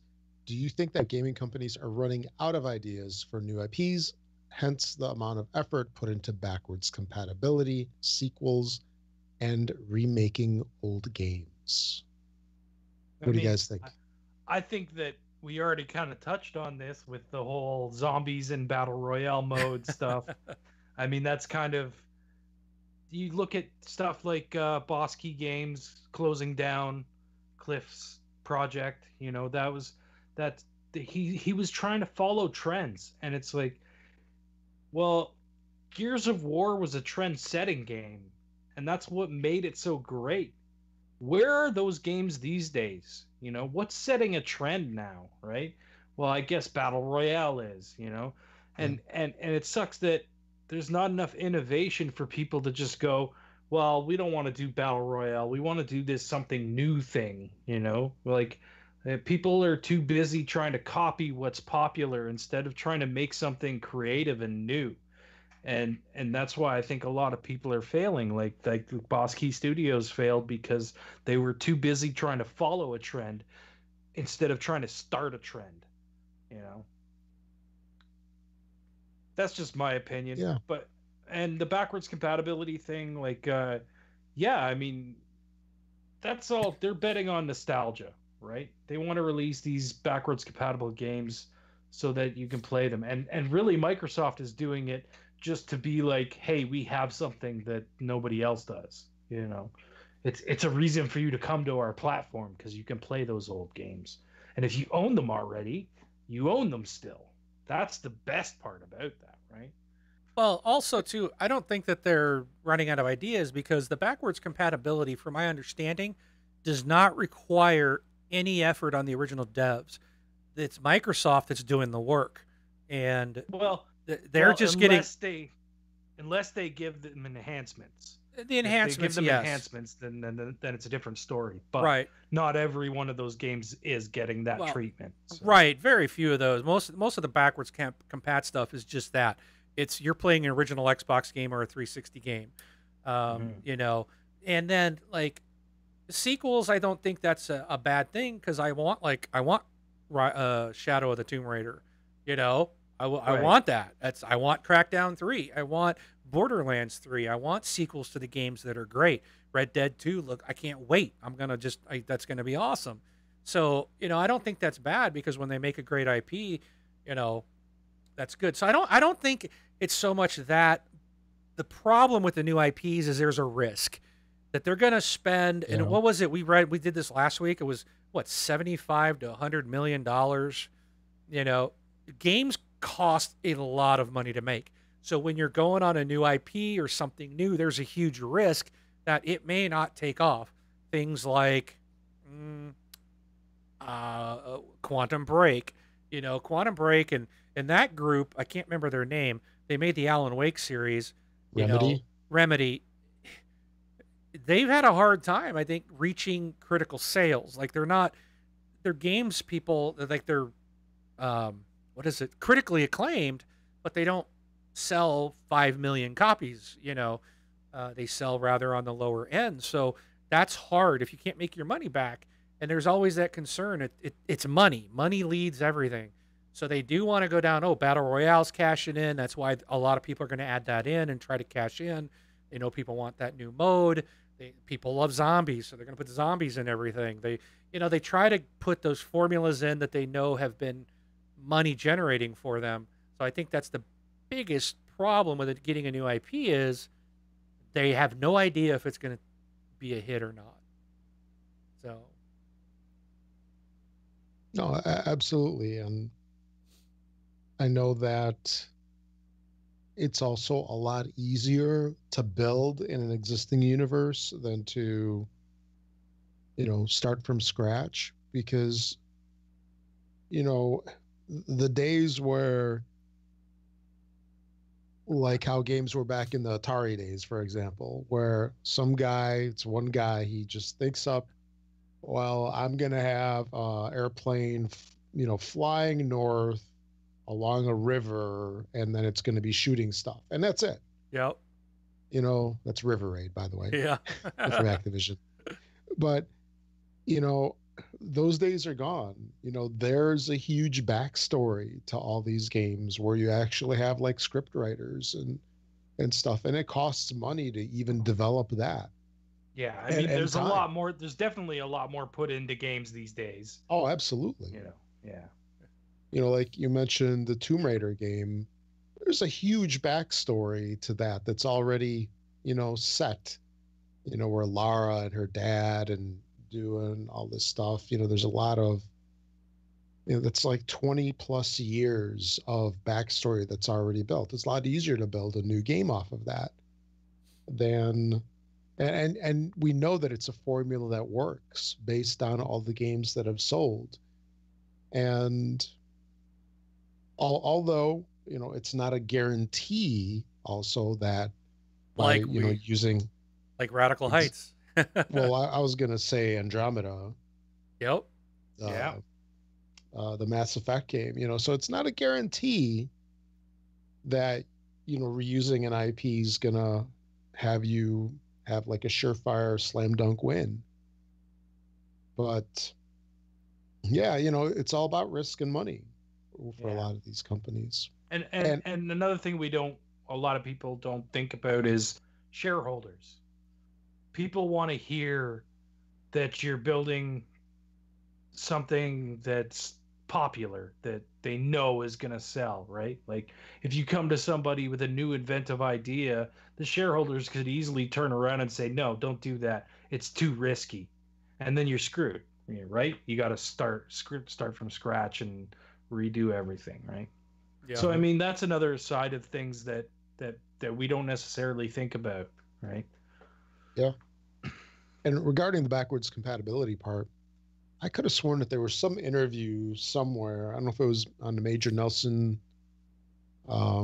weekly show, or it was on, I don't think it was E3, but it was somewhere where I think Major Nelson was interviewing one of the guys responsible for it, or the backwards compatibility. And they actually talked about how I thought it was like one guy was like working on this thing and he made some games work. He tried something and he got a game working. I mean, that just shows you to make a backwards compatibility game, it can take one engineer. Right. Yeah. Potentially. Not all of them. I know some might be more difficult and there's probably teams working on it right now. But you could have one person, maybe not even full-time devoted to it, but they get it working. Whereas a new game, a new IP is hundreds of people. Yeah. Right. And they've kind of proven that it's easy to just flip that switch for these backwards compatible games most of the time. Yeah. Which is really cool. All it takes is a publisher or a license owner or whatever to say, yes, it's okay, do it. In order for them to be able to do that. So Right. It's cool. All right. Thanks, Chris. All right, Ryan, you get the next one. Okay. Edwin Ricardo Bacchus says, are you fed up of spoilers and leaks? Seems like all these leaks completely spoiled the surprise at E3. We don't know that yet. We won't know that until E3 that everything's been spoiled. So I'm sure there's going to be some surprises still. I think there's going to be some good surprises for Microsoft. I'm hoping. Yeah. I think a lot of this time they're just getting stuff out that's not going to be on stage. Again, Yeah. the as cool as that controller is, it's not something that probably warrants time on the E3 presser, you know. No, you know what? Maybe Yeah. mention it. Maybe just mention it and say, "Hey, Right. but it's out now, right? Like it's released now. You can buy it already, can't you?" I don't know about that. I think it was coming. Yeah. Maybe Okay. I maybe think it's available. I think it's out soon, or it's Yeah. like it'll probably be out before E3. I'm assuming, but I don't know that for sure. Yeah, Anyways, I think Rage 2 was a leak. right? Yeah. That Yeah, it that one was. I would say they probably didn't want. They wanted to surprise everybody, but it happens every year. Something's leaked every year. But Yes. hopefully not enough, and there'll be some surprises hopefully still for us. But I mean, that was Walmart Canada that leaked that, guys. freaking Canadians. Dang. Hey, we're sorry, eh? It's okay. Sorry, eh? Didn't mean to leak that. Didn't mean to spoil your E3, eh? Well, if it wouldn't be you, then it would be what? Amazon Italy is Those- famous for it. Yeah, yeah. Those guys are a bunch of hosers. Yeah. Take off, eh, hoser?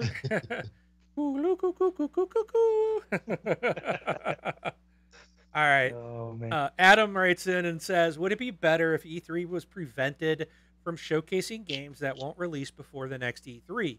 Should they only allow a game to show at E3 once to prevent companies from stringing gamers along for multiple years?" I would say I still like the 18-month. Yeah, I agree with you. I think that's what Microsoft's done in the past. I have a feeling they're going to forgo that this year. I really have a bad feeling that we're going to get more of a Yeah. Sony press conference where they're going to show a few things and then promise a whole bunch of other stuff that's not coming out for several years because it has show worked. the same thing next year. Yep. And then same thing the year after that. Like this year, Sony's gonna show off Final Fantasy again. I bet. Death Stranding again. And Death Stranding. The Days Gone. Days Gone, thank you. That was the other one. Yeah, which we've seen for the last 2 E3s. This will be the third E3 for both of those. Right. It's to me that's ridiculous. Yeah. And people will say, well, Crackdown's been around since the Xbox One first came out. Yeah, but they didn't show it off every E3 since then. They've shown a little teaser here and there. Yeah, and I'm not blaming Sony because Below was at the original Xbox reveal and we still don't have that. And now supposedly that's coming this year. But it wasn't at the last like 3 E3s. Right. Nothing's been said about it skipped. till just recently, right? At PAX they put out they had a demo at PAX this year. Right. So it's not like they're talking about it every year, whereas like Sony's like, well, we don't got anything else, so let's just bring this out again. Yeah. So well, we'll see. But I'm sure there will be some surprises. I think it's gonna be great. What do you think, Rob? 18 months, 1 year? What's the limit? Or I like that. freestyle? I've always liked the 18-month. Yeah, It's fair. Yeah, makes sense. And yeah, and in some degrees it's still a little excessive, but I know that stuff doesn't get done overnight. but if Microsoft comes out this E3 and goes, "Here's a game," and they don't put a release date on it, or it's like 2020 or higher, I'm gonna be ticked off. Then that'll be my rant that week. Because I don't want them to go down that path. They a couple years ago, they're like, we're going to show you what you can play in the next 18 months. And they did that for the last several years. And even last year, I was kind of like, there was a couple things. I was like, they might be pushing that boundary. And I really kind of think this year they're going to push it just because they got to do the exclusives. And now they're going to go, I expect a lot of exclusive announcements and hopefully not console launch exclusive. I don't want that garbage, but we've heard rumblings and we've seen the stuff about open up jobs and, creating new studios down in Santa Monica for quadruple A games. And I think we're going to see it. They're going to have to talk about stuff that's probably not going to be the 18 months, but I'd rather them not do that. So, but we'll see. All right, Rob. All right, next one is from Adam. Nope. No, wait, from Phil. Phil. So Phil writes in related to Chris's question above, which is the first one that we read. I think the backwards compatibility is an amazing effort by Microsoft. I'm not a programmer, but I assume it has taken some clever coding and a lot of resources to get it all up and running. However, the truth of the matter is that for me, I just don't play the back compat games. There's more than enough Xbox One stuff to keep me going.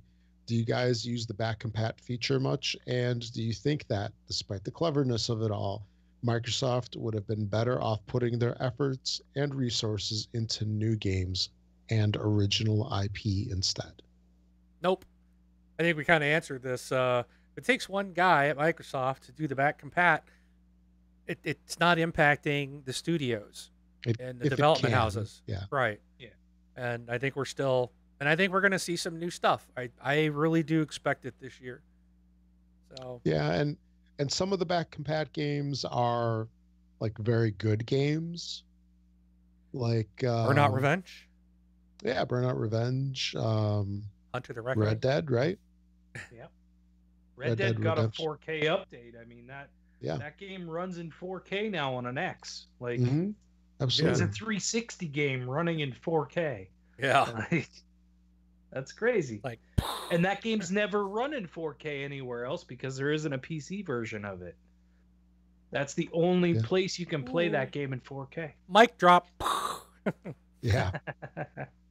But there's also some games that I don't know if they're worth playing, like Yeah. Crazy Taxi. Yeah. Oh, Wah, wah, wah. yeah. But you know what? Yeah, that may be. But the fact that if you owned it, I mean, I'll turn on my Xbox It's an sometimes and option. I'm like, whoa, there's new games here. It's stuff that I bought like in the 360 arcade that are now available to play on my Xbox One. I may not play them, but if I've had stuff where like, you know what, I think my kids would like this, or I would like my kids to play this and see kind of that, nostalgic stuff I grew up on. And they enjoy some of that stuff. So it's there all of a sudden. It's nice to see your collection of stuff you've had be playable. You know, I mean, think about it. Look at it like this: movies. How many times have you gone back and watched Star Wars? If we treated movies the way we treat video games, you'd have watched Star Wars once and moved on, and it would have never been transferred off of VHS to CD, then to Blu-ray, now to digital. Like, they're doing the same thing, and we're not getting any complaints about, well, why are they just putting these movies out? I mean, how many times all of us have probably bought in a movie like Star Wars multiple times? I know I have. I bought the original Star Wars on VHS, then I bought the remakes of the originals on VHS, then bought them all on DVD, then bought them all on Blu-ray. Now I've got them, almost all of them digitally. It's just like, we just keep buying the same thing over because I'll sit down and watch those movies over and over. Games are a little different, but I don't think they should be treated that. It's still media. It's still entertainment. We should have the right to play that when we want. And the fact that Microsoft says this one box will play games that were on 3 different consoles is awesome. And it doesn't impact us really in any way. We're not losing out on IPs or originals, or devs aren't being taken away from this. It's Microsoft doing that. So I think it's great. And Sony doesn't have it. So, Yeah. all right. Who's up next? Brian? My turn again? Where are we at? John? John. Yeah. John says, when I turned on my Xbox this morning, it told me that developers are going to take my data from me, and if I didn't like it, to uninstall all games and apps from that particular developer. There is no choice. I think this is complete BS. They want the data so they know how to charge me for DLC. I think it's really crappy of Microsoft to go along with this and not give us the option to opt out of this intrusion of privacy. But to state it, you have a problem with it, then just uninstall the game or app. Would love to hear you guys' take on this. By the way, my gamer tag is Osama bin Smashin. I don't really I've noticed. know those. what he's talking about. I know that recently I have had a pop-up come up a lot on Yeah. my Xbox that says they're collecting data, Yep. but Yeah. that's for Xbox insiders, and that's just them saying like the data, we're collecting this data to help fix stuff. If you don't like it, they say, it says on, from what I've read on that, it says then just uninstall, like get rid of the insider program and go back to just a regular dashboard and you'll be fine. But if you're in Yeah. the insider program, we're collecting data on you so that we can better the OS. And that's part of being in that program. You know what I mean? You kind of agree to that by being in that program. Right, So, because the very next don't know- item that comes up says we've turned on enhanced error mode or something to that effect. Yes, So that's right. that's yeah, that's exactly what it is. You're part of that program. So if you don't want that, you need to get out. And it's not bad because the point of being the insider is to provide them data. And I'll bet you probably 90% of people in the insider program don't ever reply back to them. You know, Yeah. They're just like, oh, Yeah, I they just want never the new give stuff. feedback. Right. And that's not what it's for. So, Well, this gives them automatic feedback, right? So Yeah, well, telemetry or whatever telemetry. it's Yeah. called. Yeah. A lot of companies do this. I mean, I'm happy mine is doing it finally. Like, you know, where I'm at, it's like finally I've got a tool where I can go and on my end and look up my customers and see how many systems they have stuff installed on and stuff. And it's like, you know, oh, they have this. How come they didn't tell me they deployed this new version? I see this. Well, I better get in touch with them to say, hey, you know, FYI, you need to know this. Everybody's doing this. It's not anything personal because they can't. There's rules and laws in place that they can't release that. So it's not going to be anything about you personally or any of that.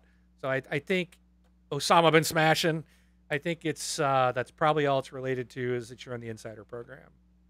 So yeah, that's what I'm thinking too, because that's the only message I've ever seen. yeah, and I've got 3 Xbox Ones and 2 of them are in the insider program, and those are the only 2 I've seen that message on. I have not seen it on my one that's not in the program. So Jesus just sent me a message that said it's doing it to him and he's not in the insider program. So I don't know. That's weird. okay. Maybe Jesus just doesn't know he's still in the insider program. Yeah, we can't trust him. He doesn't know what he's talking about. Speaking of Jesus, Jesus Antonio Gonzalez writes in and says, "What do you see in the future for Game Pass? Personally, I think it will be a future of gaming." Okay, you think? I see third-party devs jumping on board. We will eventually reach a point in where we will no longer purchase games, but instead just buy subscriptions to certain publishers and their titles. I remember the days of Blockbuster and they refused to take the buyout option from Netflix. Look at Netflix now. They're even making their very own shows. If this is the future of gaming, what move do you see Sony and Nintendo making in response to Game Pass for their platform? For PC, I believe publishers can get away with subscriptions to their games via their own game launchers. DLC makes money, and I believe devs can survive by moving to this structure. And I'll just read his next one too, because he says, "And how many times do you think we will hear console launch exclusive E3 this year, or will there be a new phrase?" For that one, Drinking game. yeah, it's going to be there because they're gonna use the word exclusive any chance they can get. Yeah, I think Game Pass is the future. I really do. That's why I've been paying for it from day one. Even though I don't necessarily play a lot off of there, this year I'm starting to see Sea of Thieves, State of Decay 2, Crackdown, the next Forza game. All those are going to be, there's stuff coming out later in the year that's going to be there day and date. This is the right path. Game Pass is the leader in this. They are the pioneer for this. And I do view them just as Netflix as well. And I think if, they're wanting to bring indie developers, and we're already seeing that, brand new games. We've gotten a couple, I think, this month alone. That Laser League game, brand new indie game. Yep, straight into Game Pass. Day one. Yep. I mean, I can see it happening where these third-party developers start jumping on board and saying, yeah, you know what? Here, Microsoft will say like, here's a specific amount of money. Give us 3 months on Game Pass. So we'll put your game on Game Pass for 3 months, and then you get that deal where if you own it or if you want to own it and you're on a Game Pass subscriber, you get a discount. So that makes it, that's a pretty good deal as well. If you want to buy it and you know that it's leaving Game Pass, you can still do that. Gives you options. So I mean, Game Pass is cool. I think it's a great thing, and it could very well be the future of gaming. But the thing is Sony and Nintendo would have to start doing the same thing in order for that to actually be. And I guess Nintendo is kind of doing it with their NES games that you're going to get for free for their $20 fee. Not free. You got to pay $20. Yeah, well, I said for your $20 fee, so yearly. But I mean, nah. And I think, what do you see Sony and Nintendo doing in response to Game Pass? Do you think that they do something similar? I think they will. Sony's PlayStation Now is kind of a failure, right? And I think because PlayStation Now costs $20 a month, and you don't get to download the games. You have to stream them, which I thought it was 30 actually. Is it that? I thought. Oh wow, that's crazy if that's the case. It might be 30 up here actually. Okay. Now that I think about it, it might be 20 down there. Yeah, that would make sense. But I think Sony's going to have to lower the price, and I think they're going to have to ditch the streaming because it's so funny because Sony took the dig at Microsoft when we were doing this whole online thing with the Xbox One, right? And then they're whole like, oh, here's how you share a game with our console. You hand it to them. Well, then your quote backwards compatible, whatever your thing, is an online streaming service, which requires broadband. So it's a complete opposite. And it's like, wait a minute, you were just knocking the competition for essentially the same thing, but saying what you're doing is okay. It's just so stupid. Sony sucks. But well, the thing is Sony spent a lot of money buying Gaikai. That's because they're stupid. So they want to use this. They have no choice. They need to make money off of it because they spent a lot of money. That's their problem. I can't remember what it was, but it was up there. It was close to the billions, I'm pretty sure. Yep. So, but that's their own dumb fault. So they need to revamp it. They need to let you, I think, treat it just as Microsoft has done. And they, but they're against that because they want to control everything. They don't even have EA access on their platform. So where Microsoft said, bring it in. And the reason that they didn't have EA access, or that they don't have EA access, is because of PlayStation Now. They wanted to be able to push PlayStation Now, and they felt like EA access would just blow it out of the water. Well, yeah, the 1 month of PSN Now gives you a year of EA access. I mean, yeah, it's crazy. So, all right. Rob. All right, next one is from Brian. Brian writes in, oh boy. Why does Wing feel Gunny went overboard on asking if I would wear a man thong to support Gib in his quest for global esports domination? P.S. Of course, I would go man thong. We just move on to the next question. I love you, Brian. He's a good guy, man. Yeah.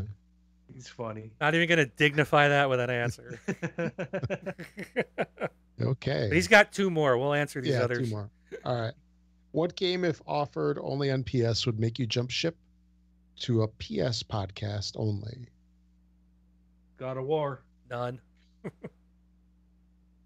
I don't know. You haven't played God of War, Wing.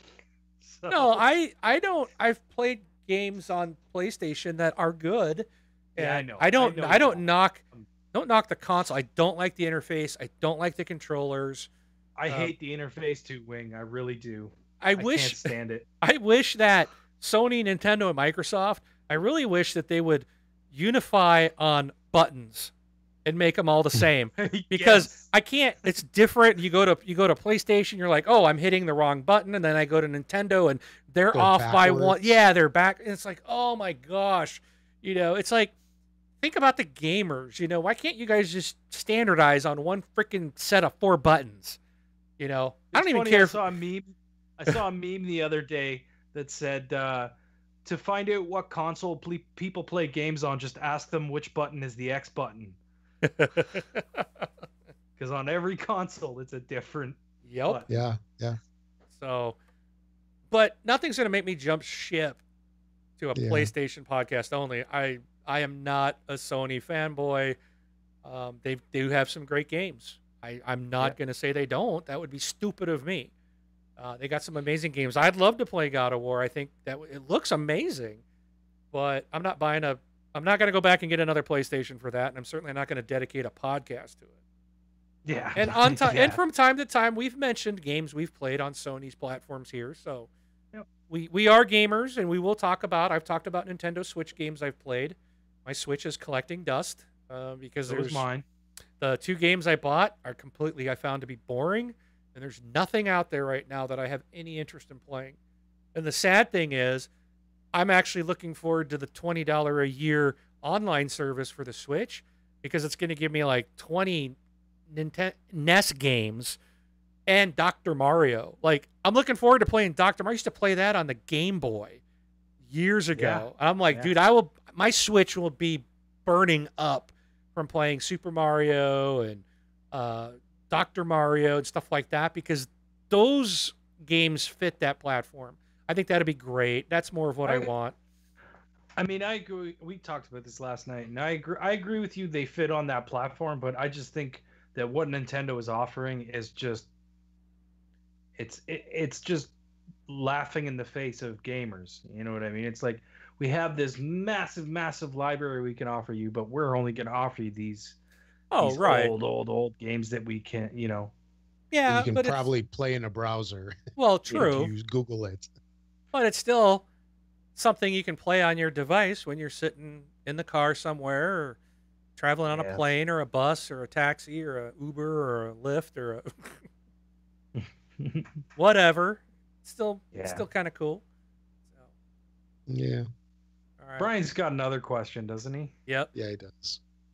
And the last question from Brian is, what game would be your esport game and no Gems of War is not a game, Wing? Yes, it is. Gems of War Esports. Yeah. coming Woo! next week. TXL is going to be a team. I'd have to go with Call of Duty myself.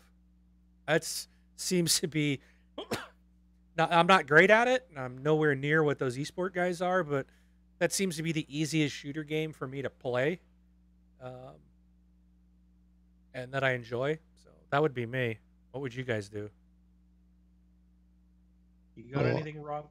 I would want it to be Fortnite, but I'm not that good at it. I'd have to use my old standby Clash Royale. Oh, I know it's hey. not Xbox, but and Clash Royale has a huge esports following. it does. It does. There's like a lot of Clash Royale stuff going on out there.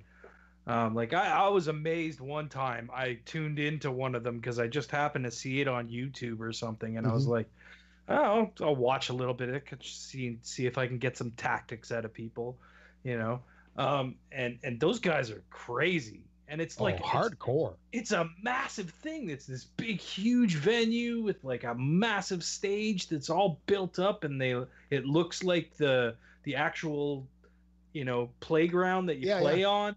And it's like them sitting on each tower on each side of I'm like, oh my God, this is crazy. Like, oh yeah, it's amazing how much they put into that. Oh, absolutely. And they have like regional competitions, continental, then they go global, and it's nutty. And it's amazing how into it people get. Like, I've been kicked out of so many clans because it's like I'm okay at the game. Like, I play it casually, but these guys are like, you got to get your wins and you got to contribute and this and that. And like, it's like, I get into these crazy ass clans and I'm like playing and playing. And then all of a sudden I'm like, you're not in a clan anymore. Oh, that clan has kicked you out because you didn't donate enough or you didn't, whatever, which sucks, but it's still a fun game. I have a lot of fun. And to be honest, I think I would have to go with the same answer. Oh, wow. Yeah. Okay, listen. What's your deck right now? What's your main deck right now, Rob? My main deck it's got the ghost guy. Oh, what's his name? I can't remember either, but the guy with the sword, little king guy. Yeah, he goes in like, woo! Yeah. So him, I've got Zap. Yeah. Actually, I got to look it up. I don't remember now. Even though I play like so many games a day with this thing. Daily, yeah. Yeah, so it's Miner, the Dart Goblin, the Skeleton Barrel, Goblin Gang, Prince, the Ghost Dude, whatever. Yeah. Zap, and Bats. Oh, you got the bats in there, eh? Yeah, it's a little bit of a weird deck, but it's very effective in the. I'm trying to remember mine. My phone's in the other room charging right now, but I have like a Mega P.E.K.K.A. Rage deck, where it's like the big Mega P.E.K.K.A. He comes down and he's like multiply. Yeah. And then I got I usually use him in a rage to like push in after I know that everybody spent everything on the other side. I'll drop that on the far side and then drop the rage, and he just walks right in there and takes a tower down. Boom, boom, boom. Yeah, and I go with Electro Wizard, the little prince girl that does the chirp chirp and then goes flying across. Oh, that's the bandit. The bandit, right? Yeah. I'm trying to remember what else is in my deck. The witch. I have a witch in my deck. The Night Witch or the regular one? The regular one. I don't have the Night Witch yet. Okay. I haven't unlocked her yet. God, what else is in my deck? It's hard to remember. Yeah, it is. Well, I have because you have like 5 decks, right? Right. And I kind of cycle between that and my Hog Rider Prince deck. Because I mean that's very a deck effective. Where it's like, you know what, you could just chuck Hog Riders at them and princes and you're gonna knock something down eventually. Yeah, but it's a matter of whether they know how to defend against it or not. Absolutely. But do you play single player or do you play the 2 versus 2 a lot? Mostly single player. See, I hate single player. I won't play single player anymore. I play 2 versus 2. And that's strictly it for me. I like 2 versus 2. The thing that I can't stand about it, I know exactly what so you're gonna often. Say. I know exactly is the people that bail on you. Yep. And you just are so hosed. You know what I was thinking? I'm like, Supercell has to come up with something to compensate for that. Whereas if someone leaves a match, you get double elixir automatically. That's a good idea. Because you can't compete. You cannot. If someone leaves, you're done. And lately, especially recently, I've found people just coming into the match and leaving automatically, right away leaving. Yeah, it's been happening a lot. I don't know if it's people looking at my deck and going, "Oh, well, that doesn't match me." So, all right, Wayne. Yeah. What? No, what I just wanted to finish up with that is Clash Royale. I know that when people are like trying to build accounts to go into some of the big clans out there, like the ones that are especially very competitive, like what are those from like South America? Starts with an N. I couldn't tell you. Oh, I don't remember now. But yeah, there's a bunch of clans out there that you have to have like a certain win ratio. And yeah. If you're not close, they won't take you. So these people is like, as soon as they see that they're not going to crush you, they're gone. Which sometimes is really good because on one-on-ones, if they bail, I'm like, I got my 3 crowner. Easy. Yeah. And I can't stand that. I just it happens so often, and I'm up in the higher levels of the game now, and you just get annihilated. You just get so crushed. You cannot even defend. It's true. Like, people are so good at it that it's like they know exactly what to place, and then once you've placed every card that you have in your hand, they know exactly what to do to just destroy you. Mhm. And it's like it's you can't stop it sometimes. It's like, wow, these guys are just insane. But Yeah. anyways, let's move on. Let's wake up, Wing. You awake? I'm Wait, here. Wing? You all right? Okay. What's all new right. this We're week? Done. We're done. You would understand if you actually took the moment to play it.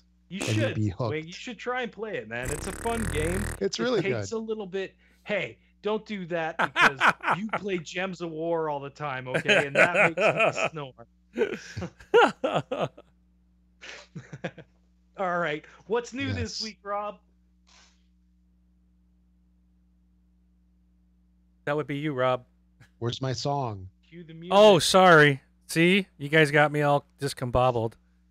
Okay, Wing, what you got for us today? What you got for us to play? Give us a list of games that we can buy and play. Okay, Rob. All right, new games for the week of May 22nd through the 25th. Well, that's only 4 days. Only 4 days of releases this week, I guess. We have on May 22nd, Disco Dodgeball Remix. Gorogoa. I don't know how the heck you say that. That's out on the 22nd. I hate running backwards. And I'm going to say this. I hate running forwards also. just hate running in general. Yeah. So that looks sort of Minecraft-ish. I guess Wait, that's the best way Go to back for a describe it. second. What was that first game again? Disco Dodgeball Remix. Yeah, what the heck is Disco Dodgeball Remix? Well, let me tell you. You take robots, projectiles, and dodgeball, and you'll have Disco Dodgeball Remix, an action-packed game that puts you in a neon-covered dance club to compete in frenzied dodgeball excitement as you pull off crazy stunt shots with your unicycle robot. This sounds kind of fun. I gotta Dude. say. State of Decay 2 is so screwed. This releases the same Disco day. Dodgeball's gonna Yeah. suck. Yep, State of Decay needs to reconsider their launch date. No, that's why they released the Ultimate Edition on Friday, because they wanted their true fans to get it before Disco Dodgeball came out. There you go. Mm-hmm. Oh man. All right, what else we got? Yeah, Rob? Sorry. so we've got Disco Dodgeball Remix, Gorogoa, I Hate Running Backwards, and State of Decay 2. And that's Console gonna be- exclusive. Console exclusive. It's play anywhere for the folks that bought that one version. What they got to play it Thursday night, Friday morning, Friday night. and then Game Pass people get it on the 22nd. Yep. Then on the 25th, we have the extremely impossible to play Dark Souls Remastered. Because now you can get your butt kicked in 4K or something. I don't know. At 60 frames a second. It's Xbox Yeah. One X enhanced. Yes. We can see how it is to be frustrated in 4K. 60 frames per second. We also on the 25th have Dungeon Rushers Crawl RPG. OOO Ascension. It's lowercase o capital or uppercase o lowercase o. Whoa, Ooh. whoa, Ascension. Yes. Then we have Sudden Strike 4 European Battlefields Edition. And lastly, Super Hyperactive Ninja. Super Hyperactive Ninja. That Oh, sounds like yeah. something Ryan would play. It does. I think Yeah. I can see it. I can imagine you streaming this next week. Yeah. It's like my Death Row to Canada, right? Yep. Yeah. It's got about the same kind of graphics Oh, does it? as Death Road to Canada. I'll have Yeah, to but watch for that. out of these, Sudden Strike 4 European Battlefields Edition, Dark Souls Remastered, and I think that's it. Those are Xbox One enhanced. And then, of course, as we mentioned, State of Decay 2 is console exclusive and play anywhere. So that is State of that. Decay 2 is Xbox One X enhanced as well. I isn't it? thought so. It doesn't list it Well- here, but I believe it is. Yeah. Yeah, it's, is it, well, do you need like a regular game to have it be enhanced? But if it comes in as a new title, is it still enhanced? No. You know what I mean? But listen, if it plays on a regular Xbox One at 1080p and it plays on an Xbox One X in 4K or 1440p, that's enhanced, Oh, that's Yep. true. Yeah. right? So So we'll see. Yeah. All right. Games with Gold that recently switched up. When did that change over? Like 16th. midweek? last week, yeah. Yeah. So Xbox One, we continue for the month of March. I mean, May. I think I said March last week too. For May, we have Super Mega Baseball 2. Good game. and- Check out on- Super Mega Baseball 2. It's a good game. Okay. And then new last week was Metal Gear Solid 5, The Phantom Pain.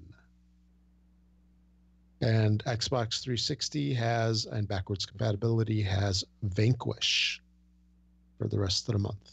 Also a very good game. Okay. I don't know how it plays now.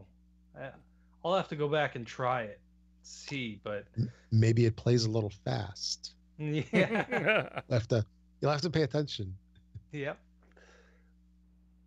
So, and then as usual, if you use Amazon to make any purchases, make sure to use our affiliate link. You can find it at thisxboxlife.com/Amazon, or you click on the big Amazon logo on our homepage, or I think or you can find it at the top of the Facebook group if you're a member of that. Use that each and every time you make your purchases on Amazon. Helps us out a lot. Doesn't cost you anything extra, and it's definitely appreciated. Also, if you're an iTunes user, find us on the iTunes store. Give us a rating, 5 stars, if you could, and that helps us be bumped up in the rankings on the iTunes store. Another great way to support the show. You can find us on Mixer, Twitch, and YouTube. Subscribe to us on all of those services. And as always, thanks to Learned Your Lesson for the music that we use in the show. Cool. I think that's it for this extremely long show. Yeah. Well, Ryan's not used to short shows, so. Oh, this is long. Yeah, this is long for This is us. just starting. We're at 2.5 This is hours. short. Don't we have more community questions? No, we're done. So, Ryan, thank you for joining us, and tell everybody where they can find you. Never a problem, guys. I love you guys. I love being able to come on the show when I have a day off on a Monday. I can come on and do this with you guys. But everyone can find me on the Horrible Gamers podcast. Come and check us out. I know a lot of the community here knows about us, but if there's a few out there that don't, or maybe some new listeners, come check out the Horrible Gamers podcast. We are a little bit more of not so family friendly podcast. You think? Yeah. We go a little off sometimes, and we do swear a lot. So if I'm surprised that I haven't let it slip this show. So I've been trying hard. And I didn't made it again Success. for the second time. But yeah, also my gamer tag is Gib8777, and you can find me on Xbox Live, PSN, and Steam under Gib8777. How about you, Rob? What? Where can they find you, Rob? Who? You can find me on this podcast. Rob, also known as Presar on Xbox Live. And I am Mark, a.k.a. Wingman709 on Xbox Live.